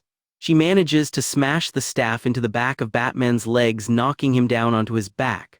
Sharp, lethal spikes pop out of the bulbous head of Ivy's staff, and she raises it, intent to finish this once and for all. 2 red beams appear from nowhere and slice the head off the staff. It is all the distraction Batman needs as he kicks Ivy in the stomach and flips to his feet. He knocks what remains of her staff out of her hand, and the two engage in a skillful fight. Batman has to say he thinks Ivy has either been practicing or been getting some expert training, because he has to grudgingly admit she is better than last time he fought her. In fact, it seems to get progressively more difficult to win every time he faces off against her, but this time he has his hopefully still ally, although Batman hates relying on unpredictable factors that he hasn't added into the calculation beforehand. Slowly, Batman gets the upper hand and with a spinning kick to her head knocks Ivy down, where she stays, making some pain-generated groaning sounds. "Enough of this," he commands in his deep, gruff voice. "I agree," Ivy says, but the way she says it instantly has Batman on alert. It had a triumphant undertone. Ivy gets up to a kneeling position. The great Batman, always knowing the enemy's move before they have even thought of it, she says, mocking him. "But you haven't calculated it this time," she tells him. "After all, do you think I did this on a whim? I have been planning this for weeks, planting little clues for you to follow like I planted my children in this park. Want to see my newest creation? Batman's eyes narrow to slits. Ivy spent her time trying to create plants that could fight back like animals, and they were always extremely dangerous. Meet Georgia, Ivy announces, and the ground starts to shake violently. The ground next to the pond and people erupts, and what springs through is a giant flower bulb. Has to be a good 7 to 8 feet tall, which means when it opens, the flower could be 15 to 16 feet across. The petals fold back to reveal a giant purple flower with teeth along the petal edges, and in the center a mouth with more razor-sharp teeth. The flower then hovers over the people ready to devour them. Batman makes moves to intervene when vines rise up and wrap around his ankles. Ivy laughs darkly. Have you worked it out yet, Batman? The whole fight I was drawing you away from the people you spend so much time trying to save. Batman wants to kick himself hard because Ivy has duped him. During their fight, she has managed to draw him far across the park out of range of his weapons, and in no way could he get back to the people in time to save them even when he breaks free. Ivy gets to her feet. Not even your mysterious friend can help you this time. She tells him, George's leaves and stem are tougher than tank armor. And as if to prove her point, 2 beams strike Georgia with no effect. Damn, is Clark's thought. He can't keep doing this and not be seen unless... Well, if heat won't work, he could try cold. No matter how tough something might be, if you get it cold enough, it becomes brittle. He quickly scans the area for a good place where he can't be seen. He zips to it, inhales deeply, and unleashes what he had come to call his freeze breath. As George's planet fibers begin to solidify, the water within the cells freezes, rupturing the cell membranes. Georgia roars out in pain, as does Ivy, who can hear and feel it. My baby, she screams in anguish as she grabs her head in pain. This is all the distraction Batman needs. He flicks out a batarang and uses its sharp edge to cut the vines around his ankles. Georgia freezes solid, and then a blurred figure smashes into the oversized plant, which shatters into hundreds if not thousands of pieces. Nuu. Ivy's anguish screams echo as she runs towards her beloved child. Batman swoops in, grabs her by the hair, pulling her head and exposing her neck, into which he jabs a needle and injects a orangery red liquid. Batman releases Ivy, and she chokes and gasps as her hand goes to the injection point. She falls to the ground, as does Lex, as the vines holding him suddenly wither and die. My children, she whispers in horror. I can't hear them. No, my children, she wails. Batman looks down on her, his expression, what you can see of it under his mask, stoic. Ivy looks up at him, her expression that of someone who is broken. What did you do? A chemical agent that suppresses your altered genes, Batman informs her. This essentially renders her powerless. Ivy looks at her hands, and the green pigment is visibly fading. She starts to cry, tears rolling down her cheeks. Why? She asks, unable to fathom his actions. Why do you keep defending them? I'm only doing what has to be done to save the world. I know. Batman looks at Ivy with some pity as she lays there on the grass, desperately trying to talk to it and sobbing over and over about losing her children. This confrontation was over. Now Batman could turn his attention to his mysterious ally and trust him he will get the answers he wants about who or what this person is. Batman always gets his answers no matter what he has to do or what it takes. It is only a question of time. By the time the police finally show up, Clark has sneaked back in amongst all the other people, who were so out of it due to be under Ivy's control, no one noticed he was gone. He stuck close to Lana as she started to regain awareness of her surroundings, as he tried his best to tidy himself up as well as he could, considering Ivy ripped his shirt. The police freed them from the coral Clark set up, and basically he and Lana were now waiting to be questioned. The agents from Department of Metahuman Affairs were now on the scene.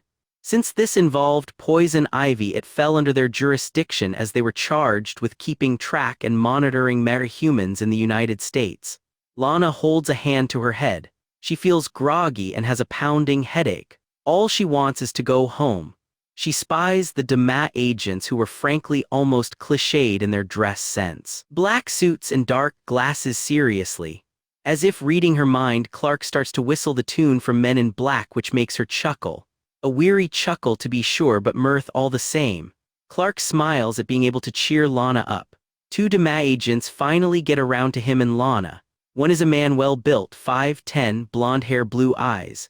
Another is a tall woman, 6, with black hair tied up in a bun in a dress suit. Her eyes are hidden behind dark glasses.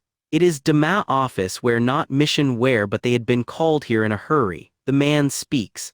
I am Agent Thomas Tresser and this is Agent Diana Prince. He introduces himself and his partner. Now Miss Lang, he inquires of her to confirm her name. Lana nods. Yes, we have already talked to your assistant, but we just need to confirm what she said. As far as you know, you have received no threats of any kind, either specifically from Dr. Eiley or any other person, correct? Lana shakes her head. No, I have received nothing like that. Is that unusual? No, Agent Prince says. Dr. Eiley does not waste time with warnings any longer. She simply takes direct action. Now if you please give us a summary of tonight as you remember it. Lana summarizes her night until the point she can't remember it when her mind ended up enslaved. Short-term exposure to Dr. Eiley's influence has no long-term side effects. You will feel a little groggy for a day or two. That is all. Agent Prince assures Lana, sensing the redhead had concerns. That comforts Lana a bit. Agent Tresser turns his attentions to Clark. So, Mr. Kent, is it? Yes, Clark confirms. Agent Tresser examines Clark's ID. You're a long way from Kansas, he remarks. Oh, he's staying with me, Lana volunteers the information.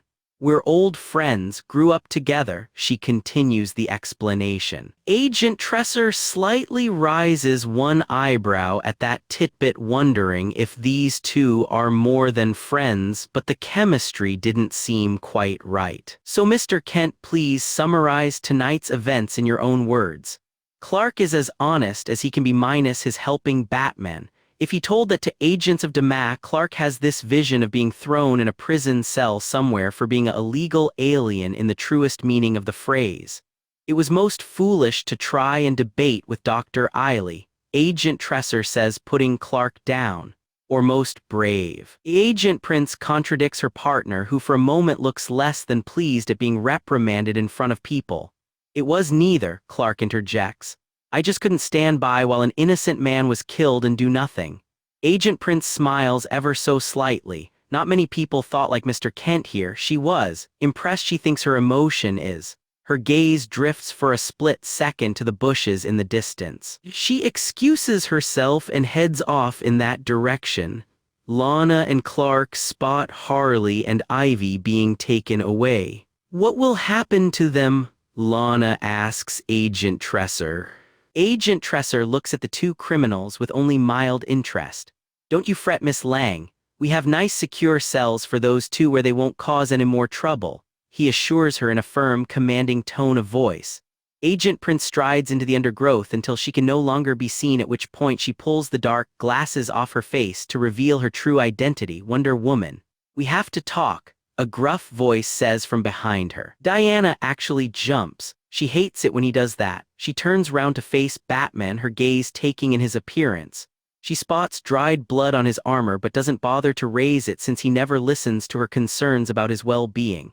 Did you know Ivy and Harley were coming to Metropolis? She asks him. Yes, and you didn't inform the League why. Gotham's business is my business. Its criminals are my responsibility, and I will deal with them. Diana rubs the top of her left eyebrow. This is an old argument which she has no wish to repeat at this precise moment about Batman's lone warrior attitude. But they shall have this argument again one day because it cannot go on. The Justice League is supposed to be a team, but the way Batman goes off on his own on so many occasions, Diana has lost count. You would not think they were a team. Not to mention, Batman is going to get himself killed one of these days if he keeps doing this. That isn't what I wish to discuss. He shifts the conversation before Diana can even attempt to bring him to task, as he has no desire to get into a debate with her at all or ever if he can avoid it. I had help in taking Ivy and Harley down. He mentions what he really wants to talk about. Who? Diana asks, uncertain. Diana blinks in astonishment, Batman not knowing something. She needs to mark this down in her diary. And she has been hanging around the Flash too long if she is thinking things like that. Diana listens silently for the most part. only speaking when she needs points clarified as Batman tells her everything that happened tonight. Once done, Diana decides on the following course of action. I'll assign someone to look into it, she tells Batman. After all, it is her department's job to keep track of metahumans, and this one sounds unusually powerful. Not good enough, Batman says rudely.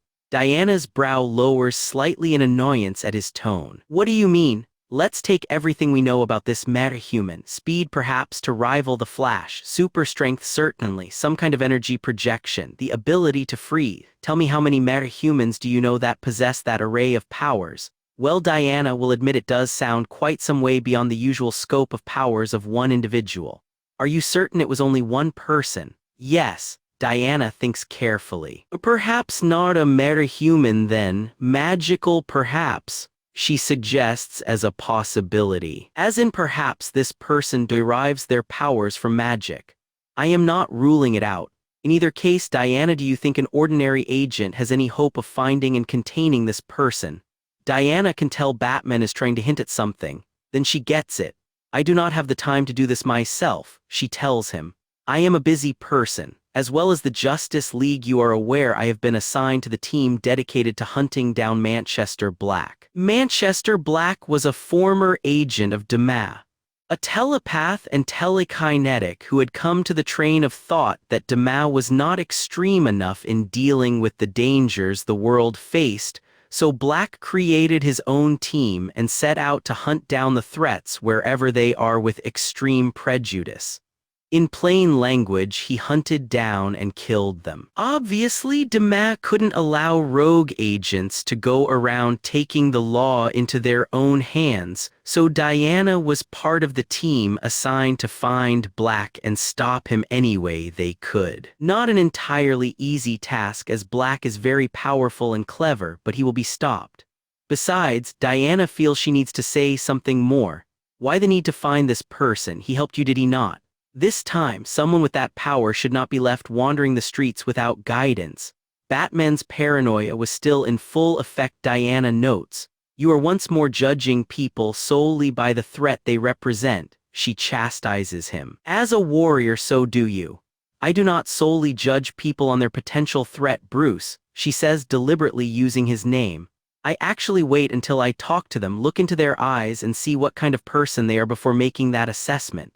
Diana can't see it, but she knows under the mask he is scowling at her. Tell me about that man you just talked to, Batman says, suddenly shifting the topic. Or is he Clark Kent? Batman nods to confirm this. Diana fires up her electronic tablet, which is linked to all government databases, and hands it over to him. From the background checks, he is what he appears.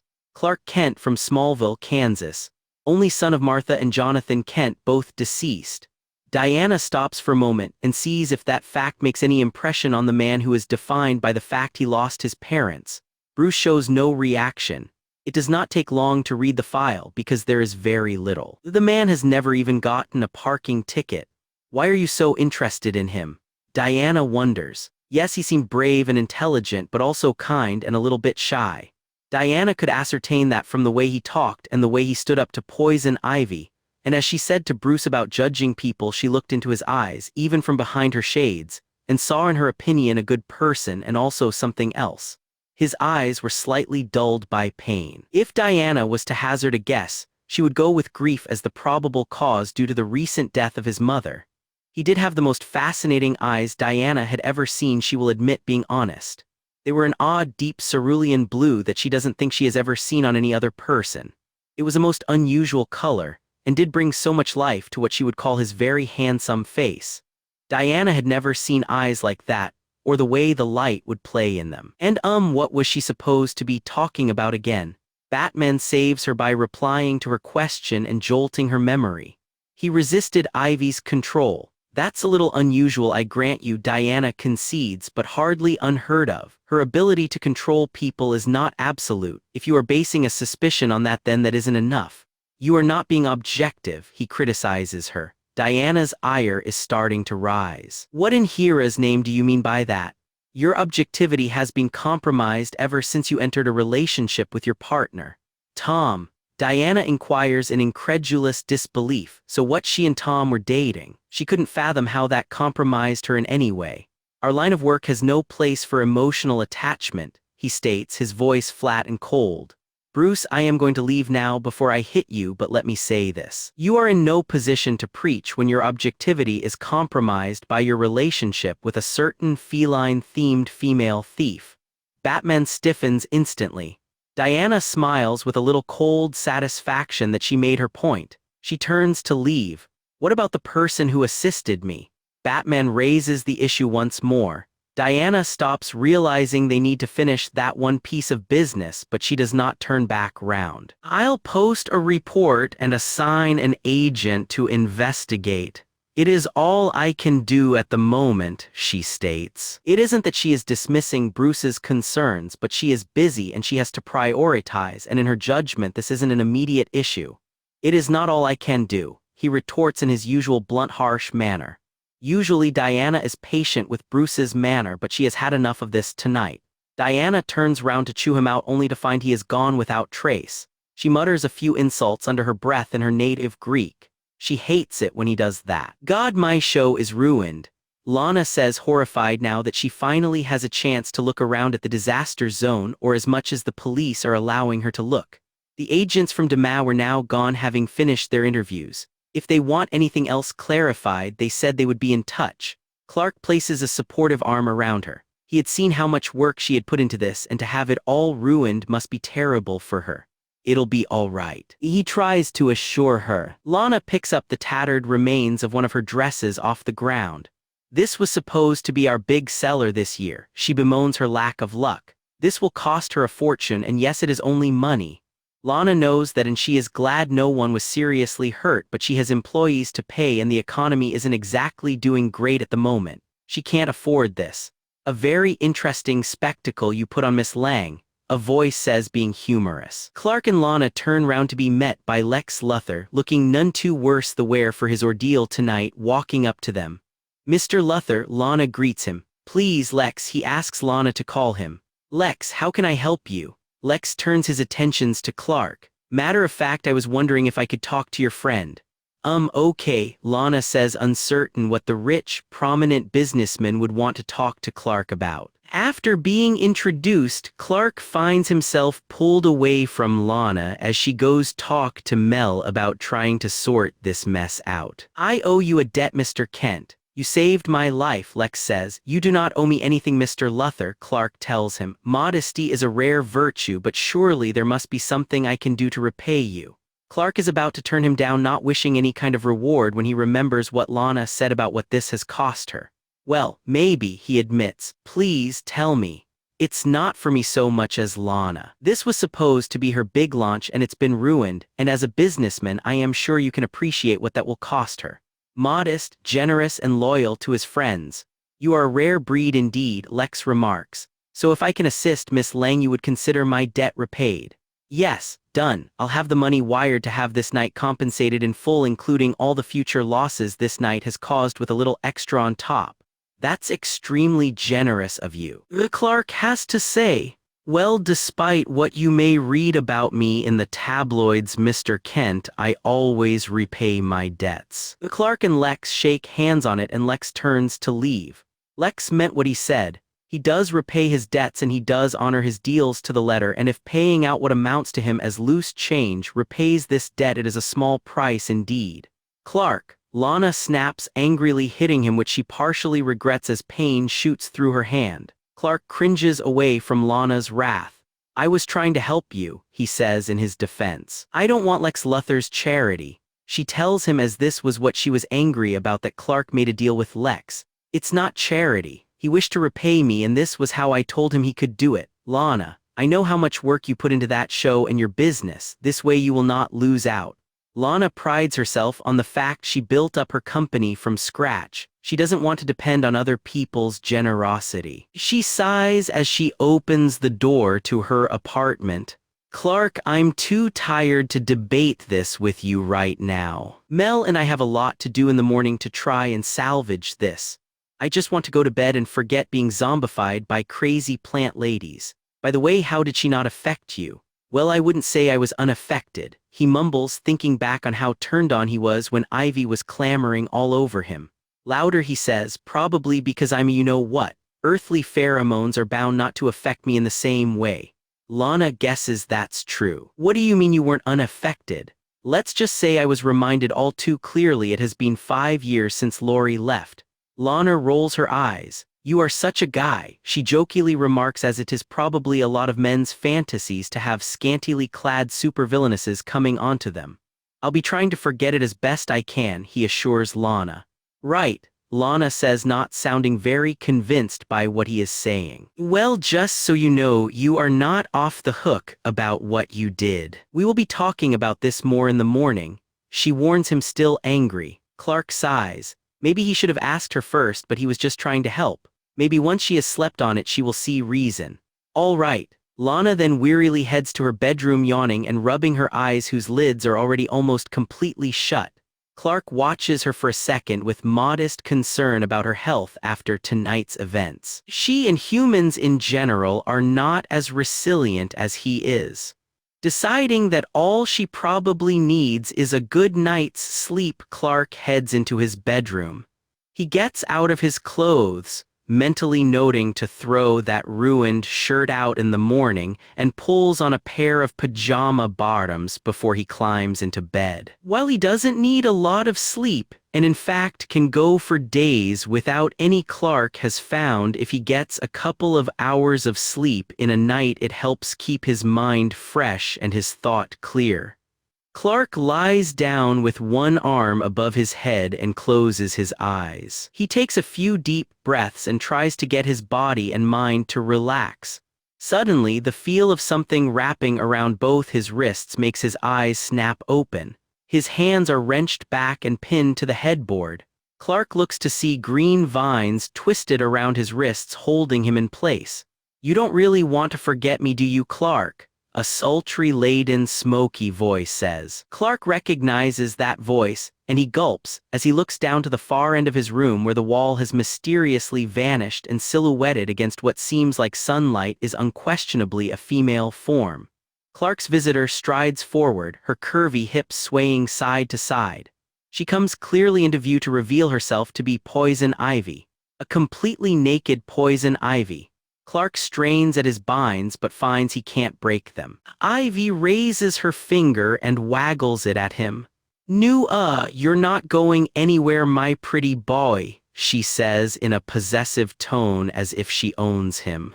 Ivy gets onto Clark's bed at the bottom and crawls on all fours all the way up, rubbing herself against him in such a way to have Clark groaning. Her hands and lips glide across her chest before she straddles him and brings her face millimeters from his. Ivy runs her hands through his hair. Say you want me, she says in a breathy tone. Say you want me and I'm yours. Oh God, the temptation. 5 long years of loneliness and heartbreak, and here is a gorgeous woman offering herself to him. Offering a chance for him just to forget it all and feel good for a few hours. He starts to say. Ivy rubs herself against him and Clark groans again. She feels incredible. Say it, she tells him. I want you, it escapes with a gasp. Ivy smiles broadly and brings her lips to finally claim his. She tastes like. Can he say strawberries without sounding too cliched? She is partially a plant after all. After several minutes of kissing, Ivy slides down his body and removes his pajama bottoms. The sight of her about to join them as one almost makes him explode right there and then, but he doesn't. Ivy raises herself up and then down as they become one. Oh God, Clark shouts out as he shoots up in bed alone, sweat dripping down his face. It takes a moment before he figures it out. A dream. It was only a dream. A really, really intense dream that now requires him to take a cold shower. Or considering just how hard he feels, maybe a long swim in the Arctic Ocean might be the better option. In her new cell, Ivy, dressed in her hideous orange prison wear, looks at her reflection in the mirror. The green pigment of her skin had faded so much you could almost see cream-colored skin underneath. Like paint that is too thin through which you can see the undercoat. Infernal Batman, look what he has done to her. She wants to smash the mirror to pieces but doesn't. Instead, she moves over to a small red flower in a plant pot she is allowed to keep. Her fingers brush over its petal and leaves. Ivy closes her eyes and concentrates. There it is. So faint she can barely hear it, but she can hear her beautiful little flower singing. To Ivy, it meant that this condition was only temporary. If she could hear the plant, then Batman's little drug was already starting to wear off. Therefore, it was only a matter of time until her powers return. Ivy goes and lies on her bed on her back. She brings her hands to her lips and smiles as she remembers the pretty boy. Batman had not arrived in time because her lips had brushed his, if only for a moment. A moment which is more than enough for her poisoned lips to reduce any normal man to a limp corpse, which could only mean one thing: that there was more to the pretty boy than met the eye. And as soon as Ivy regained her powers and escaped, she planned to look him up and find out just what secrets he had. It's been a month since Clark came to Metropolis, and he is slowly starting to get his life going, although Lana would probably disagree with that. Clark was feeling guilty for sponging off Lana, so he got himself a job. Nothing special. In fact, he was waiting tables at the diner round the corner from where Lana lives. When he finishes work that day, he finds Lana waiting for him outside the diner for the short walk back to her apartment. She asks him how his day was.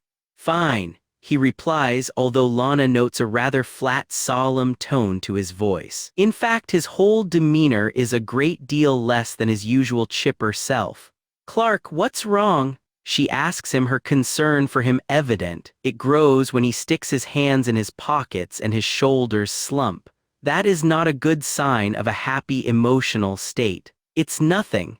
Honesty, this whole carrying the world on his shoulders, is really tiresome at times. That was one of the reasons Lana came up with later about why she broke up with him, because trying to get him to share was like trying to pull his teeth out, or in other words, it was near impossible, and she got fed up of trying. What Clark isn't saying is that earlier today he saw somebody his age meet up with their mother, and he watched them chatting away, catching up. It reminded him of what he had lost, and all his grief and pain rose up and hit him like a tsunami. He thought he was dealing with it. Apparently not. God, he misses his mother and his father too. Somehow losing them has meant he has lost his anchor and left him afloat on the sea at the mercy of the tides and wind, with no idea where is he or where he is going. Therefore, his month here in Metropolis has been highly unsuccessful in doing that thing he was trying to do and restart his life over. This job he is doing, in reality, is just something to divert his attention and give himself something to focus on instead of his grief and loneliness. "If I know one thing, son, is that you were sent here for a reason." Those were his father's words to Clark when he was 17 and angry and depressed about having to constantly hide what he could do. Constantly having to hold himself back and miss out on things like at that particular moment joining the local football team. It seems kind of juvenile, these many years later getting upset he couldn't play football, but it mattered to him a great deal at the time, and the underlying issue remains. His powers. His father's words. What reason? What is he supposed to do with his life? "Give me all your valuables and cash and nobody gets hurt." A menacing voice from behind announces, and Clark feels something, most likely a gun, shoved into his back. He was so lost in thought he never heard the guy, and also he was brought up in Smallville, where you don't ever have to worry about stuff like this happening because it almost never happened. "Clark," Lana says, warily, wondering what he'll do. He's in no real danger, she knows, but will he risk revealing his powers if he chooses to stop this guy? On another day, Clark might just play along with this, but their mugger picked the wrong day and Clark in the wrong mood. It's so quick Lana doesn't even see Clark move. 1 second the mugger has the gun pressed into Clark's back. The next second Clark is standing over one unconscious mugger. "So, what do we do with him?" Lana wonders. Clark x-rays the guy and sees several wallets in hidden pockets. A productive mugger, and one also carrying enough evidence to convict him surely. "Where's the nearest police station?" Clark asks Lana. "It's a few blocks over in that direction," Lana tells him, pointing in said direction. Clark picks the mugger up, checks no one is looking, and blurs off before returning a few seconds later by himself, having dropped the mugger off on the doorstep of the police station. He and Lana then head up to her apartment. Lana watches as Clark slumps down on her couch looking very depressed. One of those days, she can tell. She sits down next to him. "Want to talk about it?" No, he states firmly. Well, so much for that. Lana tries another idea. You know, Mel and I were going to out for drink. You want to come with? I don't want to be a third wheel, he says, trying to say no politely. You wouldn't be. We're not going trawling for men or anything. Okay, so Mel probably will be, but Lana could put that off to another night for herself to cheer Clark up. Clark sighs. Let's review his options here. Stay here and be lonely and wallow in his grief, or go out with Lana, have a drink despite the fact alcohol has no effect on him, and wallow in his grief. Gee, what a choice.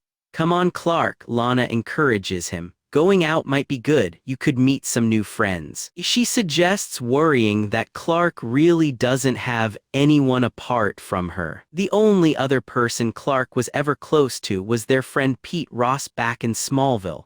Pete was a congressman these days, spent a lot of time in Washington. Lana hasn't seen or talked to Pete in years, to be frank. Friends, that triggers the memory of the day Clark arrived in Metropolis. Jimmy Olsen invited him out if he was ever in the vicinity of the planet. Oh, what the hell, it beats moping around here. All right, he agrees to Lana's suggestion. As long as I get to pick where we go. Lana didn't know Clark knew places, but not wanting to ruin the fact she succeeded in getting him to agree, she agrees to that. Gotham City. At the end of another day, a young woman with red hair and blue eyes hidden behind a pair of glasses is exiting Gotham's main public library. Her name is Barbara Gordon, daughter of the police commissioner James Gordon. Her father was actually quite pleased when she chose this job because it meant she was away from all the crime and corruption that filters through almost every level of this city. Although he made sure she was trained in self-defense. What her father doesn't know is that she chose this job as a research assistant on purpose because it allowed her to be as anonymous as possible. Okay, that is not completely true. At first, it had been as a way to earn money until she was old enough to enter the police academy. She wanted to follow in her father's footsteps. On an aside, she does like to read. She has a thirst for knowledge, to understand as much as possible, to see the hidden patterns in the world. It helps she has a photographic memory. That meant she graduated school at 16 and university by the time she was 18. Anyway, her father made it quite clear he didn't want her following in his footsteps, which led to some blazing rows, let her tell you. Barbara decided to get around her father's wishes by following in her idol's footsteps instead. Her idol being Gotham's protector Batman. She created her own costume, black with gold gloves, boots, her own version of an utility belt and a gold bat on her chest, black cape, cowl, the whole thing, called herself Batgirl. Took Batman about 10 minutes after they first met for him to figure out who she was. Kind of put a whole crimper on the secret identity crime fighter she was aiming for, especially when he warned her off about following him into this line of work. Way to ruin the whole teen idol worship bit there, dude. Barbara's in her teenager snarks, but she's not a teenager anymore. She's 22 and some days she feels much, much older, especially those really terrible days where she crawls into bed beaten, bruised, and bleeding. There have been a lot of those days lately, and they seem to get more frequent all the time as more and more metahumans pop up, and some days Barbara wonders just what difference she, a normal human woman, can make in a world of superpowered heroes and villains. There's no quick trip home tonight, not even for a rushed meal. She had to get to the Batcave, meet Batman, and plan tonight. This last month had been hellish even by Gotham's standards. 3 of its most powerful crime bosses had been engaged in an all-out turf war, and they didn't care who got caught in their crossfire. It was mostly over now, but there were still a few small fires to put out. When Barbara reaches the Batcave, she finds Batman cowl pulled back at the Batcomputer working. "You're late," that deep gravelly voice declares without him even having to look to know she is there. "Only by your standards." She retorts somewhat snidely, but she is a little fed up of trying to live up to his impossible standards. There is no reply. Bruce could be infuriating at times. At least she has his respect, or at least as much respect as it is possible to get from him. Enough, she supposes, for him to let her join the Bat family, learn his secret identity, and be trained by him because despite his warnings she didn't quit. Took a long time, but eventually Bruce realized he wasn't going to intimidate or frighten her away. Barbara moves up behind him to see what he is doing. Her brow furrows slightly. It was a map, but not of Gotham. It was of Metropolis. Something going on I should know about, she asks of him. Something I was meaning to do earlier, but Gotham's turf war required my more immediate attention. Can I get an expansion on that? Barbara listens as Bruce very briefly summarizes his excursion to Metropolis a month ago when he stopped Harley and Poison Ivy, and his wish to find his mysterious helper. Okay, Barbara knows Bruce has his obsessions. See Joker for fuller explanation on that subject, but she didn't get this one. So another metahuman showed up. Big deal, she says somewhat dismissively. Bruce turns round and Barbara gets that disappointed teacher scowl. Next will come the condescending talk down to her. It should be obvious that this is not an ordinary metahuman, he says in that very condescending manner. Bruce, I am not stupid. Okay, I can see that this is a little unusual. What I don't get is why you feel the need to find him or her. Live and let live. Anyone with that much power should not be allowed to roam free. No, let me guess, they should be locked up in your gilded little cage above Earth, she says, meaning anyone with superpowers is virtually mandated to join the Justice League, or that is what it seems like to Barbara. The scowl comes back in full force. The Watchtower is not a prison, he bluntly corrects Barbara. No, of course not. It's more like a modern-day Olympus where the gods peer down on us mere mortals like we're ants. Barbara knows Bruce is studying her. Every inflection of her face, her posture, anything he can fathom about her mood and attitude. Is that why you refuse to join the Justice League? Bruce, if you want to spend your days hovering over Earth, that's up to you. It is not me. I'll be down here helping real people with their not-so-important problems, or at least to you and the rest of your superpowered deities. Oops, I mean friends, they probably don't seem very important. The slip was of course deliberate. Barbara Gotham will always be my #1 priority, he states. Funny how that's not what it feels like, considering this last month Huntress, Canary and I have had to deal with the turf war more often without you than with you. Barbara folds her arms across her chest and waits for him to try and contradict her. She can almost see him mentally counting up the days he spends in Gotham and the ones he spends with the Justice League. She gets silence in reply, and secretly she feels chuffed at herself for getting one over on the great Batman. Bruce turns back to the computer. Barbara knows he won't admit she is right and he is wrong. Bruce never admits he is ever wrong. Back to business. So how are you planning to track this person down in a city of 10 million people? She wonders. I'm not. What? Barbara says, now completely lost. Why this effort if he isn't planning to track this person down? You are, he tells her. I am what? Barbara queries, disbelieving what she is hearing, her eyebrows rising in total shock. I'm busy and I need someone I can trust, he explains his reasoning. Wow, she feels so honored he would place that much trust in her. The sarcasm is probably world-beating. Bruce, it might take months to find this person if it is even possible, and if he is even still in Metropolis, and in case it escaped your attention, I have a life here, including a job. That's why I emailed in your notice just before you arrived. You did what? Barbara growls angrily. You had no right to do that, she yells at him. Bruce does not respond to her accusation directly. This person needs to be found. You are the best person for that job. More like the most expendable, Barbara spits out, her anger now boiling over. She takes one moment to calm down. And what about my father, Bruce? Do you have an excuse worked out for him about why I would be moving to Metropolis? Yes, he replies simply without elaborating what that is. Barbara is this close to trying to throttle him despite the fact she is pretty much certain he can take her down if he wants to. She then makes a decision which surprises even herself. Fine, I'll do it, but I get to pick the apartment I live in, which you'll be paying for. Acceptable. Barbara walks off to get changed into her costume. Maybe beating up some crooks will help work off her anger, and then once she has calmed down, she'll discuss the finer details of this with Bruce. She stops next to the case that holds her costume, not her original one. One Bruce had made from high-tech armored materials, but it looks basically the same as her original. Bruce, did you ever wonder why Dick left? She asks in reference to Dick Grayson, formerly Robin, Batman's sidekick, and now living in Bloodhaven going by the name Nightwing. I do not waste time on triviality, is his response. Why do I bother? She mutters to herself, a question referring to more than just dealing with Bruce, Metropolis.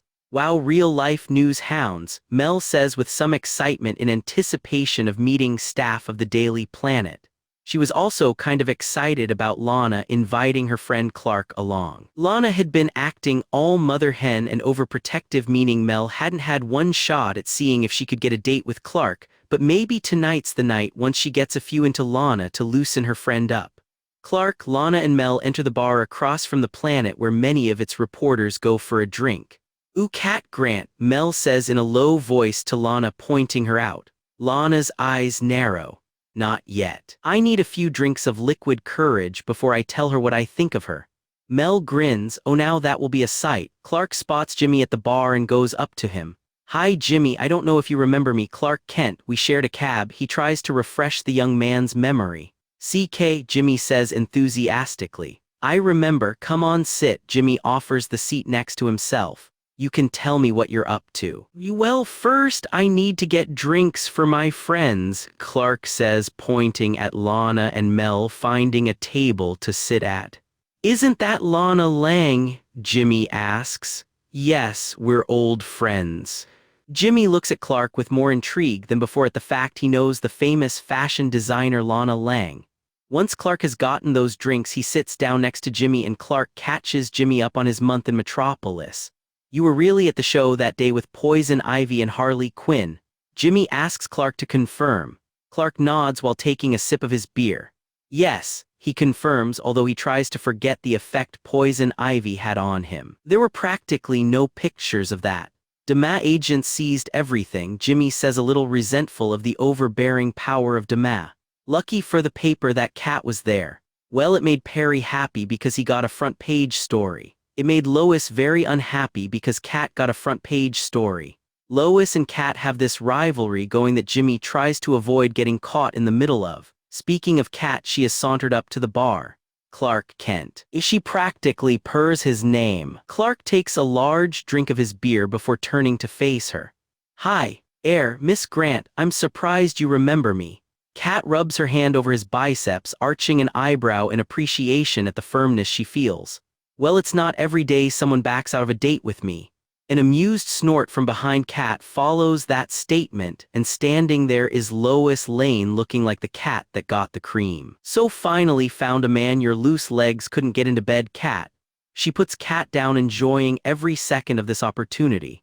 "Better than needing a crowbar to get them apart like your rusty legs do, Lois, darling." Cat snaps back. "It's better to be discerning, less chance of catching something," Lois says, strongly implying that Cat is carrying STDs. Cat's face darkens at that. "Oh boy, here we go," Jimmy mutters in fear of what happens next. "The only thing you've ever caught, Lois, is your ring in your hair when you're..." Cat smirks, going solo. "Better start calling 911, Jimmy continues to mutter. Lois' face now darkens. "It's quality that matters, not quantity," she says, implying she is better than Cat in bed. "Well then, I have it all because I do both. Slut, spinster, third-rate hack." Lois insults Cat's skills as a journalist. One-tune wonder. Without the Justice League, you would still be down in the basement writing about changes to the bus timetables. Clark is worried that they are about to start exchanging blows. "I can get any man I want over you," Lois proclaims, jabbing Cat in the chest hard. "Is that so?" "Yes, fine, prove it, get him," Cat shouts, pointing at Clark, whose eyes widen in shock. "How did he get involved in this?" "My pleasure," Lois shouts, marches over to Clark, grabs his face and proceeds to kiss him. Lois then looks at Cat, daring the blonde reporter to do better. "Please. You call that a kiss?" Cat scoffs derisively. "This is how you kiss." Cat now marches up to Clark, pushes Lois out of the way, grabs his face and kisses him. Clark just sits there in muted, stunned silence, wondering just what the hell happened. "Excuse me," a new voice interrupts. Lana has arrived, an overly sweet smile on her face. "Would you please mind not kissing my boyfriend, and for the record I can kiss better than either of you." And to prove it, Lana now grabs Clark's face and kisses him. When she pulls back, she mumbles, "You so owe me for this." Clark gets it, she is saving him, and yeah, he does owe her one. Cat looks at Clark and Lana. "Ooh, I smell a story." Lana Lang reunites with her childhood sweetheart. "How did you?" Lana starts to ask about how Grant knows that. Kat waves her off. I'm a journalist, sweetie. It's my job to know things like that. It's not your story, it's mine, Lois declares. Is not. Kat protests. Is too, Lois retorts, and the two women come nose to nose. It's the first one to hand it in who lays claim. Kat sets down the challenge. You're on. Lois accepts before the two women run from the bar, almost getting stuck in the door as they both try to squeeze through it at the same time. Clark blinks before looking to Lana. Is this going to cause you a problem? He asks, worried about her. PFT, I'm not headline news. It'll be in the gossip column for a few days at most, and then people will forget about it. It won't be in at all, Jimmy tells the two of them. Both look at him puzzled. Jimmy explains, waving his phone in front of himself. I just texted the chief to say Lois and Kat are having another one of their drunken fantasies again. It's not like they haven't done it before. Thank you, Clark says extremely gratefully. Lana expresses the same gratitude. Jimmy shrugs. Even if Lois and Kat might think it, I'm not stupid. I know what you did, Miss Lang. He says, knowing it was a show to save her friend. Lana smiles at him. Lana, please, she asks him to call her. Mr. O. Olsen, Jimmy Olsen, he introduces himself to her. But call me Jimmy, he says with a smile. Lana smiles back. Clark looks at the two of them, and if they aren't flirting with each other, then Clark is even more out of practice at this game than he thought he was. Gotham City. He sent in your notice on your behalf seriously. Yep. Black Canary looks at Batgirl, unable to believe this, or does she? This is Batman they are talking about. She wonders how or why Barbara puts up with Batman's behavior and attitude. Dinah Lance's upbringing had been a lot different. Her mother, also the Black Canary, had been a member of the Justice Society of America, an earlier collection of heroes. After her mother died, they essentially raised and trained Dinah. After she discovered she had a metahuman power of a hypersonic scream, she chose to follow in her mother's footsteps and become a hero, which she is as she stands here on a rooftop, dressed in her costume of a black armored bodysuit, fishnets, black gloves, leather boots, and jacket. Mostly she relies on her fighting prowess, but she has a few knives strapped to one of her thighs and a few small gadgets in her pockets, like lock picks and so on. I always knew he wore his underwear too tight. Batgirl and Black Canary manage a chuckle at that remark from the third member of the Birds of Prey, as they were referred to. Huntress, who stands with them dressed from the down up in thigh-high black armor-plated boots, black shorts, a swimsuit-style bodice which has the middle cut out of it. Her arms are both encased in a pair of fingerless opera gloves. Her ensemble is complete with a purple-trimmed cape and mask covering the upper part of her face. Her weapon of choice, a small portable crossbow or two. She has little pouches with little weapons and gadgets strapped to her thighs and on her waist. Huntress Helena Bertinelli is the daughter of one of the most prominent mafia families in Gotham, or she was until her parents were murdered in front of her eyes when she was 8. They almost killed her too. You can still see the scar on her stomach where the knife was stuck in, but she survived. She swore revenge. She trained aboard, turning herself into a hunter, living by the saying blood cries for blood. As you can imagine, that didn't sit too well with Batman, who quite bluntly told her that he thinks she is too violent and unpredictable for this line of work. That was true a couple of years ago, when all she had was her thirst for revenge. Eventually, when faced with the reality that all she had become was this hollow hunter who sought nothing but blood, Helena decided she didn't want to be that she wanted something more, so she renounced her family ties and their legacy, which meant her quest for revenge was at an end. Yet Batman still calls her too violent, so she is a little more than rough when she puts the criminals down. Big deal, they're criminals. Why should she care if she hurts them? Besides, she doesn't care what Batman thinks of her. She has her two friends here beside her, that is all she needs. Maybe it's for the best, Barbara says with a small, sad sigh. Well, I don't think anyone could blame you for wanting a break from Bruce, Dinah says in sympathetic understanding. I'm thinking I need a break from this altogether, Barbara confesses, a permanent one. Both Helena and Dinah look equally surprised and shocked at that admission. You want to quit? Dinah queries. I just don't see what difference I can make in a world of superheroes. I'm just a human being. Hey, Helena complains. She's just a human being too. It's not a slur on you, Helena, Barbara insists. It is just how I feel. Well, you're talking crap. Dinah looks oddly at Helena. Crap, that's milder than your usual language. Well, I'm a teacher now, I have to set an example, Helena explains. She does have to set an example for young minds, so she is trying to tone her language down. Dinah and Barbara share a look, still unable to believe Helena became a teacher of all things. What is the point you're trying to make? Barbara asks Helena to continue. You say you don't make a difference because of what? The Justice League. Where were the big shot heroes this last month when this city was tearing itself apart? Don't recall them coming down from their ivory tower to help out. It was us three mostly. I can't believe I'm saying this, but I agree with Helena, Dinah says. Hey, Helena complains. I make a lot of good points. When? How about when my fist nearly dislocated your jaw? She reminds Dinah of how they became friends. When they first met, they didn't get on at all, so they worked it out by beating the crap out of each other, and since then they have been friends. That's how Helena solves issues she has with people. Dinah rubs her chin as she recalls that before turning back to Barbara and her problems. So what? You'll find this person for Bruce and then quit. I really doubt I'll find him, Barbara admits now she has had a few hours to think on it. Bruce must think the same. I don't really understand what he is playing at, but then again I don't think I ever really understood how he thinks. Well, screw him, Helena says bluntly.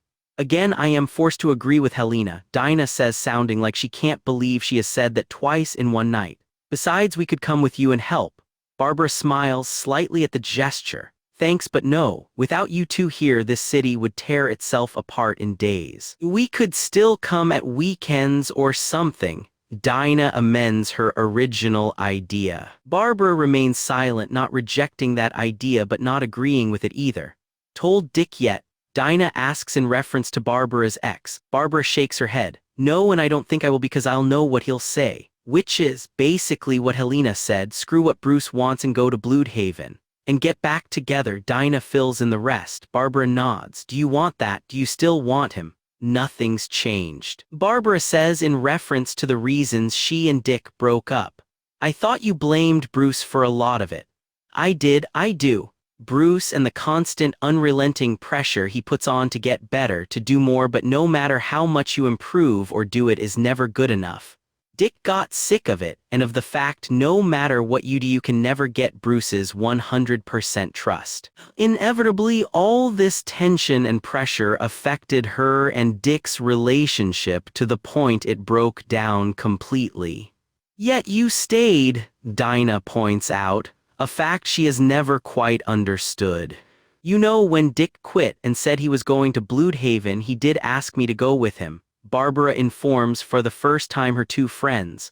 So why didn't you? Because he made that decision for himself and then asked me as a second thought. We never talked about it or discussed it as a couple. He never gave me any thought at all when he made his choice.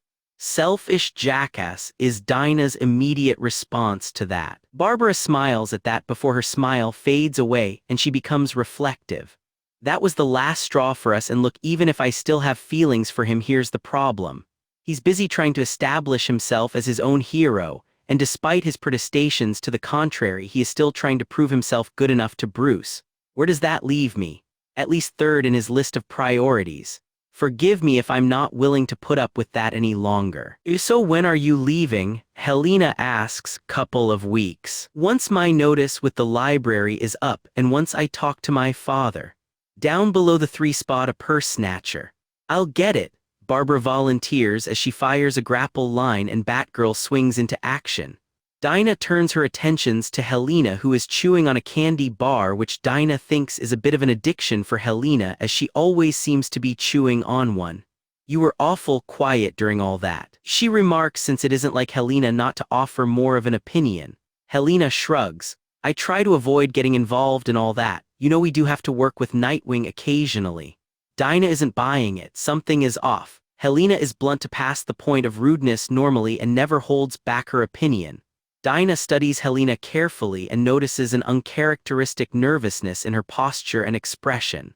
A crazy notion enters her head. Are you sleeping with Dick? Helena freezes mid-bite. Oh my God, you are, Dinah exclaims in complete and total shock. She never saw that coming. Helena chews slowly before swallow. So what if I am? She challenges, her voice even.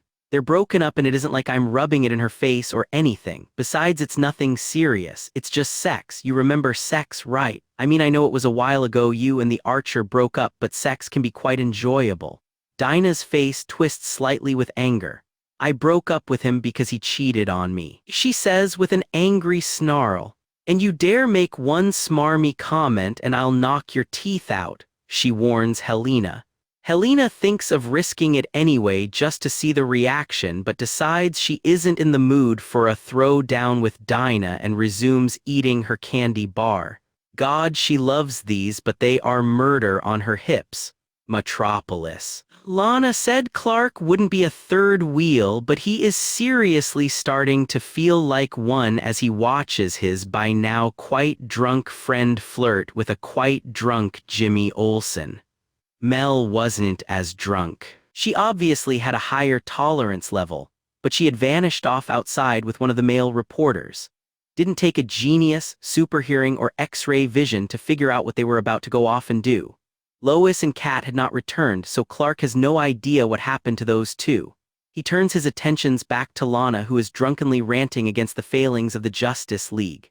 To sum it up essentially, Lana is complaining that they are a distant, remote, unfeeling organization out of touch with the ordinary man and woman. They're not so bad, Jimmy says in their defense, although slurring his words as he does so.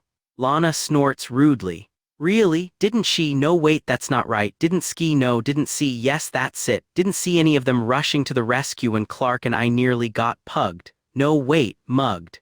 Yeah, but they have saved the whole world. Jimmy says, his arms gesturing around, wildly spilling beer from the bottle in his hand. Lana's brow furrows as she tries to get her buzzed brain to focus. I'm not saying they don't do stuff, but they seem to have forgotten about the little guy. Girl, me. Lana takes a drink from her glass, which Clark is pretty certain he should stop her from doing before she falls over. And you, she accuses Jimmy, poking him in the chest. You and your paper sing nothing but their praises when you should be being more wittical. Lois sings their praises. Jimmy corrects her. He then looks around like he doesn't want anyone to hear what he says next. Wanna know a secret? He asks in a low voice. Lana giggles and nods. Lois is so nice about them because she's cheaping, no, hang on. Jimmy takes a drink of his beer and tries again to try and say what he means. She's boinking the Green Lantern. Which one? You know, the pilot, Hal thingy. Oh yeah. Lana says with a silly little grin. Well, between you and me, I would so boink him too. Jimmy pouts. What does he have that I don't? A hot uniform, she declares, laughing. Clark frowns at hearing this, and he doesn't mean Lana's admiration of the Green Lantern, but this perception of the Justice League aren't people to look up to and admire. He doesn't quite believe that Lois Lane would compromise her journalistic integrity, and is passing it off as loose drunk talk. People are not perfect. Clark knows that, but still the Justice League should probably be a better example. To him, living in Smallville, of course, they felt remote, but even moving here to the big city they still do. True, he did see Wonder Woman the day he arrived, but really did he feel any connection to her? Clark can't say he did. She showed up, took down the bad guy, and essentially flew off. As he recalls in the paper, next day Lois did not even get that interview she tried so hard to get. Lana is right. They aren't sticking up for the little guy. They only ever seem to show up when it's some supervillain or something similar. Everyone has problems, and to the average guy their problems may not be on the end of the world scale, but that doesn't mean they don't matter. Someone needs to do something, but who, what, and how Clark doesn't know. At the end of the night, Clark makes sure he and Lana share a cab with Mel to get her home. Clark left Jimmy to his workmates. Once Mel was dropped off, the cab dropped him and Lana off at her apartment. Clark pays the fare while trying to hold Lana up at the same time, a little too much drink for her. Clark picks Lana up to carry her. My hero, Lana giggles. Boy, is she going to have some hangover in the morning. Wanna hear a secret, Clark? Clark humors her. Of course, Lana. Lana reaches into the top of her dress and pulls a piece of paper out of her bra. She waves it in front of his nose. Jimmy Olsen's phone number. She proudly announces what it is. Clark has no idea if Jimmy is the kind of guy Lana would like, so he just smiles politely and wonders if she will even remember she got it by the time she wakes up in the morning. Lana carefully stuffs it back into her bra for safekeeping. Freeze.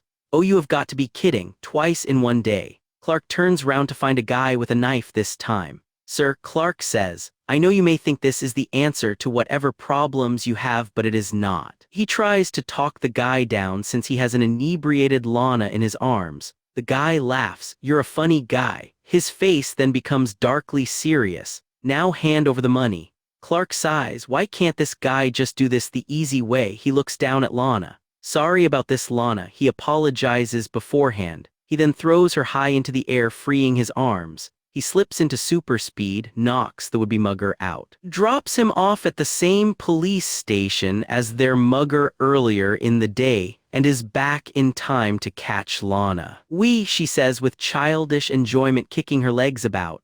Again, she pleads. Sorry, only one ride per customer, Clark dryly jokes. Lana pouts. Boo, Clark chuckles. He had never seen a drunk Lana. She was a funny drunk, it seems. Clark, Lana says, her voice sounding drowsy. Yes, I think I'm going to throw up, she tells him. In an instant, Clark has Lana by the curb, over a drain as she heaves tonight's fluid intake down it. God, that is disgusting, especially to him with his super keen senses. Clark gently holds her and makes sure she doesn't fall over. Clark lets out another sigh. Well, that little incident just proves there isn't a hero around when you need one. You were around, a voice in his head points out. He's not a hero. Why not? You have the power. Yes, but that isn't what his power is for, isn't it? Dad did say you were here for a reason. Maybe it's this. Clark contemplates that. His dad did say that, but what? You were just complaining how the Justice League aren't around, aren't setting a good example, aren't standing up for the little guy. You could stand up for the little guy. How many out there could you help? How many out there could he help? Clark does what he hasn't done in a long time because he found it too overwhelming. He lets himself hear every sound around him instead of pushing it all into the background. Clark found when he was a teenager he could hear for miles around. He wonders if he can hear further now he is older, so he listens. His face flinches as the enormous cacophony of noise floods in. 10 million people, and every sound they make, right down to the sounds their hearts make as they beat. He is out of practice, so it takes a while to filter it down to what he is trying to find. People calling out for help. He hears them. Dozens. Hundreds, perhaps more, of people calling, screaming, begging. He has to stop. It's too much. Clark returns his focus onto Lana and pushes the cries out of his hearing, but not out of his mind. Yes, he has problems. He is still grieving for his parents. Not to mention 10 years on from when he discovered his origin, he is still trying to come to terms with the fact he is the last survivor of his species. But has he perhaps been too selfish for too long in thinking about himself? There are people right now who need help, and he does have the power to help them. By now, Lana has finished her retching, and Clark picks her up and takes her up to bed. He makes sure she is tucked in and asleep. He looks at her briefly and remembers the feelings he used to have for her. He still cares, but the love he had for her is gone. Puppy love, his mother called it, he remembers with a bittersweet smile. It didn't last very long after they went to separate cities for their higher education. It wasn't the happy ever after with her he spent many hours sitting in the barn dreaming about as he grew up. Maybe he just doesn't get that. Maybe that person his mother used to say was there for everyone died the day his people did. Clark takes one last look at Lana. He almost feels like a big brother watching over her, which just goes to prove how over what he and she used to have is. He moves into the lounge, leaving Lana sleeping peacefully, and goes and stands at the window looking out. His thoughts return to what he heard. All those people needing help. So what, he is lonely? He can live with that. He has basically lived with it his whole life. No, it is like he was thinking, time to stop being selfish. Time to put others first. Time for someone to stand up for the little guy, and if the Justice League weren't up to the task, then Clark guesses he'll have to do it.